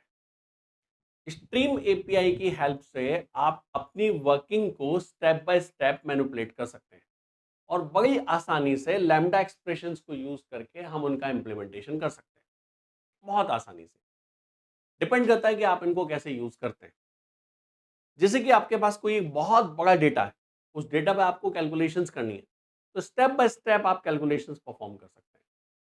अभी तो शायद यहाँ पर आप इतना यूज ना करें, आप एग्जाम पॉइंट ऑफ व्यू से पढ़ लें, लेकिन आगे जाके जब आप लोग स्प्रिंग बूट वगैरह में काम करें डिटेल में, तो वहां पर इसका बड़ा यूज हमें नजर आता है और हम लोग वहां पे इनको बहुत डेप्थ में यूज करते हैं। कॉन्सेप्ट क्या ओवरऑल कि आपके पास एक कलेक्शन है, let we have some employees, thousands and thousands of employees we have, और उन एम्प्लॉयज की हमारी फीचर है लाइक एम्प्लॉय की एक आईडी है, नेम है, एज है, सैलरी है, डिपार्टमेंट है एंड सो ऑन। तो अब हम उन पे कुछ ऑपरेशंस परफॉर्म करना चाहते हैं। ऑपरेशन कैसे करना चाहते हैं? हम चाहते हैं कि उन एम्प्लॉयज में से उन एम्प्लॉयज को निकालने जो स्पेसिफिक डिपार्टमेंट के हैं, फिर उनकी सैलरी का हम एवरेज निकाल लें, ठीक है ना, और उस एवरेज सैलरी से जो ज्यादा सैलरी वाले एम्प्लॉयज है उनका डेटा हमें मिल जाए। तो इस तरीके के कुछ ऑपरेशंस हम परफॉर्म करना चाहते हैं, तो वो सारे ऑपरेशंस आप स्ट्रीम एपीआई की हेल्प से आसानी से कर सकते हो। Stream API in Java is a powerful feature of Java as part of the Stream package. It provides a new way to work with collections. मैं बार बार बात कर रहा हूँ, we have lots of data. तो डेटा किस चीज का होगा? मल्टीपल, है ना, कलेक्शंस की बात करी जाएगी। कलेक्शंस, ठीक है ना, of objects allow for functional style operations on sequence of elements. With the Stream API, you can perform various operations such as filtering, data filter करना, जैसे मैंने आपसे कहा स्पेसिफिक डिपार्टमेंट के लोग, mapping, sorting, reducing on collections without the need to explicit iteration. ये नहीं कि लूप लगा के उनमें ढूंढ रहे हैं, फोर लूप लगाया, फिर इफ कंडीशन लगाई, भैया वो मिल जाए जिसका डिपार्टमेंट ये हो, ये अलग हो जाए, फिर उसकी सैलरी प्लस करें, इतना झंझट नहीं करेंगे। स्ट्रीम एपीआई उन चीजों को बड़ी आसानी से कर देती है। स्ट्रीम एपीआई में जब हम लोग काम करते हैं तो इसमें हमारे पास कुछ ऑपरेशंस होते हैं। तो सबसे पहले जो कलेक्शन आपका है, उस कलेक्शन को आपको स्ट्रीम में कन्वर्ट करना होता है और फिर उस पे जो ऑपरेशंस परफॉर्म होते हैं तो वो आपके इंटरमीडिएट और टर्मिनल, दो तरीके के ऑपरेशंस होते हैं। इंटरमीडिएट का मतलब है बीच बीच में जो ऑपरेशंस हो रहे हैं, टर्मिनल मतलब लास्ट ऑपरेशन। तो की कॉन्सेप्ट क्या है? सबसे पहले स्ट्रीम, आपके पास सीक्वेंस ऑफ एलिमेंट है that support sequential and parallel aggregate operations. Streams do not store elements, they are computed on demand. ध्यान रखना है, स्ट्रीम का डेटा कोई स्टोर नहीं कर रहा, कहीं किसी वेरिएबल को असाइन नहीं हो रहा, वो डायरेक्ट आपका ऑपरेशंस परफॉर्म करने के लिए यूज होता है। बीच में इंटरमीडिएट ऑपरेशंस आते हैं। These operations are used to transform, filter और manipulate the elements of a stream. Some examples include like map, filter, sorted, distinct, etcetera etcetera. Terminal operations, these operations produce a result, final जो result आएगा, और a side effect and terminate the stream, जैसे for each, collect, reduce, count etcetera. और parallel stream की भी support आपकी इसमें है, ठीक है ना। स्ट्रीम एपीआई एक अच्छा टॉपिक है एग्जाम के पॉइंट ऑफ व्यू से भी, ये ध्यान रखना। Something like this. देखिए कि स्ट्रीम का सोर्स है मेरे पास, हमारे पास एरे है, कलेक्शन है, आईओ चैनल है, कुछ भी मान लो, तो हम क्या करेंगे, उसकी स्ट्रीम बनाएंगे, फिर हम उसमें इंटरमीडिएट ऑपरेशन करेंगे, पहला ऑपरेशन, दूसरा, तीसरा, चौथा, जितने भी जरूरत है। लास्ट में क्या परफॉर्म करेंगे, टर्मिनल ऑपरेशन, और हमें क्या मिल जाएगा, रिजल्ट मिल जाएगा। तो इस तरीके से हमारी वर्किंग परफॉर्म होती है। ओके, तो आपके पास स्ट्रीम का सोर्स, स्ट्रीम क्रिएट करोगे, बीच में इंटरमीडिएट ऑपरेशंस करोगे, लास्ट में टर्मिनल ऑपरेशन करोगे, you will get the result. Features क्या है? Conciseness and readability. कंसाइजनेस तो है ही, ऑब्वियस है, शॉर्टकट्स बहुत सारे लग जाते हैं। कोड को रीड करना भी बहुत आसान होता है। Stream operations allow you to express complex data processing task concisely using a fluent and declarative syntax. This often leads to more readable code compared to traditional loops, conditions, etc. etc. Functional programming style, जैसे functions की programming करो ना, तो उस style में लिखा जाता है, तो काम आसान रहता है उसमें भी। The stream API promotes a functional programming style where operations are performed on immutable data structure. Immutable मतलब जिसे चेंज ना कर सको, है ना? This encourages writing code that is more modular, composable and easier to reason about. देखो features, efficiency इसकी एक फीचर है, अभी पीछे 3 फीचर, तो एफिशिएंट होता है ये। पैरेललिज्म आप इसमें इंप्लीमेंट कर सकते हैं। डिक्लेरेटिव स्टाइल होती है, जैसे डिक्लेरेशन कर रहे हो वैसे लिखते हो। एनकरेज इम्यूटेबिलिटी, इम्यूटेबिलिटी को एनकरेज करता है।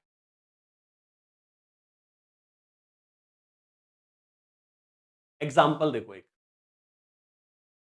हमने एक नंबर्स की लिस्ट ले ली बेटा, इंटीजर हमारे पास है, तो हमारे पास ये एक लिस्ट हमने बना ली 1 2 3 4 5 6।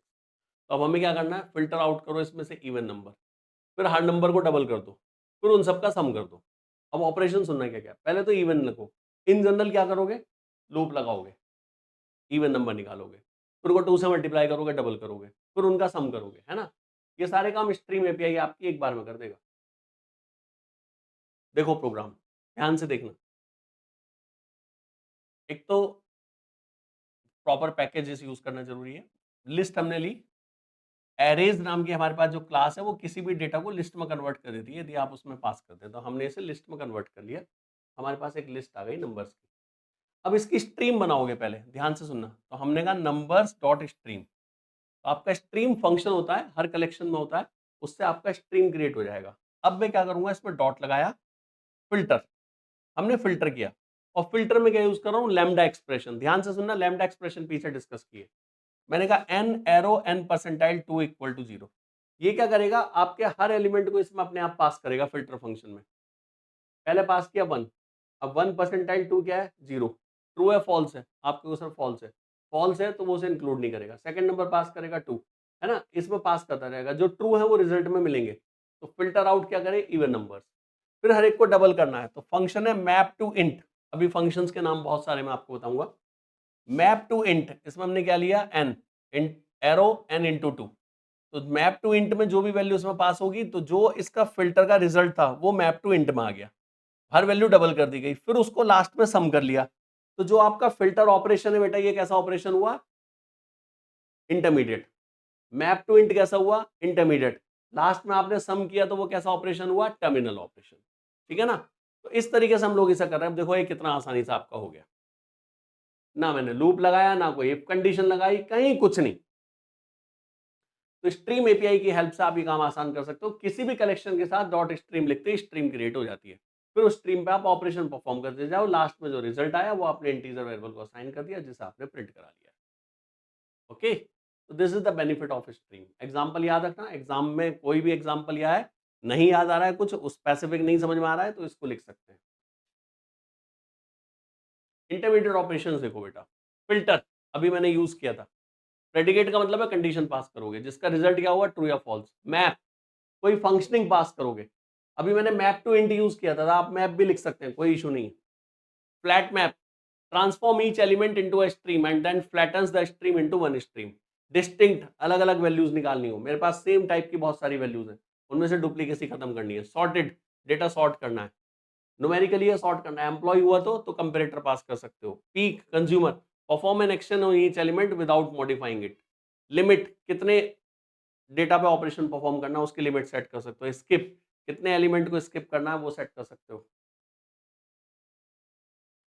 टेक वाइल, ठीक है ना, drop while, unordered, parallel, sequential, concat, flat map to double, flat map to int, flat map to long. ये टर्मिनल ऑपरेशंस है। For each, count, number of value count करनी है। कलेक्ट, सबको कंबाइन करना है। एरे में कन्वर्ट कर दो to array. Reduce, binary operator बता दो, प्लस या माइनस कौन सा, तो सब में सेम ऑपरेशन परफॉर्म कर देगा। And so on. ये भी टर्मिनल ऑपरेशन है। मिनिमम, मिनिमम वैल्यू निकालनी है, मैक्सिमम, मैक्सिमम, एनी मैच, इनसे कोई भी मैच कर जाए। ऑल मैच, ये सारे मैच करने चाहिए। नन मैच, इनमें से कोई सा मैच ना करे। फाइंड फर्स्ट, केवल फर्स्ट उठाओ। फाइंड एनी, कोई भी। इटरेटर, लूप चलाने के लिए आपको पता है कलेक्शन में यूज किया है हमने पहले भी। देखिए कुछ स्ट्रीम क्रिएशन मेथड है। एम्प्टी स्ट्रीम बनानी है तो स्ट्रीम नाम की लाइब्रेरी होती है बेटा, तो सिंपल लिख दो स्ट्रीम डॉट एम्प्टी, आपकी स्ट्रीम क्रिएट हो जाएगी। मेथड याद रखना जो जो मैं बता रहा हूँ बहुत इंपॉर्टेंट है। तो एम्प्टी स्ट्रीम क्रिएट हो जाएगी, ये आपकी एम्प्टी स्ट्रीम आ गई। कलेक्शन बनाना है, एरेज एज लिस्ट अभी बताया था, ये लिस्ट क्रिएट कर देता है, तो उसके बाद इसमें स्ट्रीम फंक्शन कॉल करो तो आपकी स्ट्रीम क्रिएट हो जाएगी, स्ट्रीम वेरिएबल को असाइन कर दो। एरे की स्ट्रीम क्रिएट करनी है, जैसे ये एरे मेरे पास है, तो इस एरेज के साथ में एरेज नाम की क्लास में स्ट्रीम फंक्शन होता है, उसमें एरे पास करो, वो स्ट्रीम आपकी क्रिएट कर देगा। स्ट्रिंग की करनी है तो स्ट्रिंग की कर लो। बिल्डर फंक्शन है, स्ट्रीम बिल्डर, उसे यूज कर सकते हो। तो जैसे हमने कहा स्ट्रीम किस टाइप का, स्ट्रिंग बिल्डर, क्या करो ऐड करो ABCD, तो इन सबको ये कंबाइंड करके और बिल्ड कर देगा। तो आपका एक कलेक्शन हम रन टाइम पे एक तरीके से बना रहे हैं, जनरेट के थ्रू आप कर सकते हो। हमने कहा स्ट्रीम डॉट जनरेट, क्या एलिमेंट, लिमिट 10, तो 10 स्ट्रिंग आपकी जनरेट कर देगा और हर एक स्ट्रिंग में लिखा होगा एलिमेंट, तो 10 स्ट्रिंग आपकी आ जाएंगी। इटरेट आप यूज कर सकते हैं, जैसे हमने कहा 40, NN+2, लिमिट 20, ठीक है ना, तो आपकी वैल्यू पास होंगी, इसमें टोटल जो है टोटल 20 वैल्यू जनरेट होंगी और 40 पे जाकर रुक जाएगा, तो यहाँ पे आप स्ट्रीम जनरेटेड कर सकते हो। तो इस तरीके से स्ट्रीम को क्रिएट करने के मल्टीपल मेथड्स आपके पास हैं, जिन्हें आप यूज कर सकते हो स्ट्रीम क्रिएशन के लिए। एग्जाम्पल देखो, एक लिस्ट बनाई है एरे की, ये तो अभी मैंने वैसे बताया था आपको, लेकिन थोड़ा सा चेंज किया मैंने इसमें, ध्यान से देखना। पहले हमने इनकी स्ट्रीम बना ली, फिर हमने इसमें से इवन नंबर्स निकाल लिए, फिर डबल कर दिया, और इस बार सम नहीं किया हमने, इस बार हमने किया कलेक्ट, कलेक्टर्स टू लिस्ट, तो जो रिजल्ट आए उनको हमने लिस्ट में कंबाइंड कर लिया। और ऑब्वियस है यदि लिस्ट में कंबाइंड करूंगा तो लिस्ट को असाइन करूंगा, पिछले एग्जांपल की तरह किसी इंटीजर को नहीं, ये ध्यान रखना, ठीक है।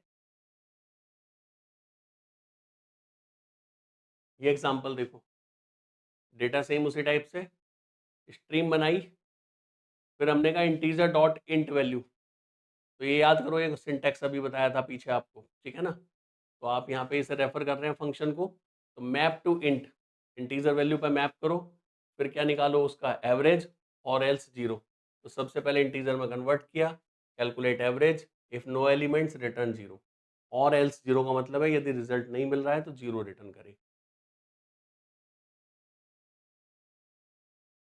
एप्पल बनाना, हमने स्ट्रिंग बना ली, स्ट्रीम बना ली, फिर उसकी अब हमने कहा मैक्स, उनमें से मैक्स निकालो लेंथ वाइज, तो इनमें जिसकी आपकी मैक्सिमम लेंथ है वो आपका आ जाएगा, तो आपके पास एक लॉन्गेस्ट स्ट्रिंग आ जाएगी, ठीक है ना। तो काम बहुत आसान हो जाते हैं बेटा इससे। सेम स्ट्रिंग है हमारे पास, हमें इनमें से वो चाहिए जो ए से शुरू होते हो, तो स्ट्रीम बना ली पहले इनकी, फिल्टर कर लो, एस स्टार्ट विद ए, जो ए से शुरू होते हो, फिर उन्हें कलेक्ट करके एक लिस्ट बना लो, तो लिस्ट को असाइन करेंगे, सिंगल वैल्यू नहीं है, मल्टीपल वैल्यूज आ सकती हैं, Apple, apricot, avocado. Upper case में कन्वर्ट करना है सभी को, स्ट्रीम बनाई, फंक्शन कॉल किया मैप में स्ट्रिंग टू अपर केस, और फिर उनको कलेक्ट कर लिया, ठीक है ना। तो देखो कितना आसान चल रहा है सब कुछ। बहुत सारे एग्जांपल्स मैंने दिए हैं, वो केवल इसलिए यदि आपने प्रैक्टिस नहीं की है तो आपको इन फंक्शन से पता चल जाए एग्जैक्टली हो क्या रहा है।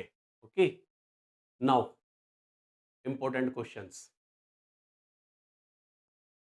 explain the difference between a static nested class and an inner class, provide example for each, write a code demonstrate the creation of an anonymous object in Java, explain when anonymous objects are useful। मैंने सबके answers पीछे cover किए हैं, ध्यान रखना, ठीक है ना। मैंने पहले क्वेश्चंस बनाए थे और कोशिश की उन क्वेश्चंस के सबके आंसर में पीछे कवर कर लूं।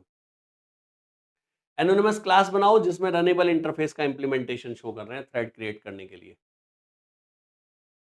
Functional interface, default method, static method, हर एक टॉपिक पे आपको यहाँ पे क्वेश्चंस दिए गए हैं ऑन ईच टॉपिक, ठीक है ना।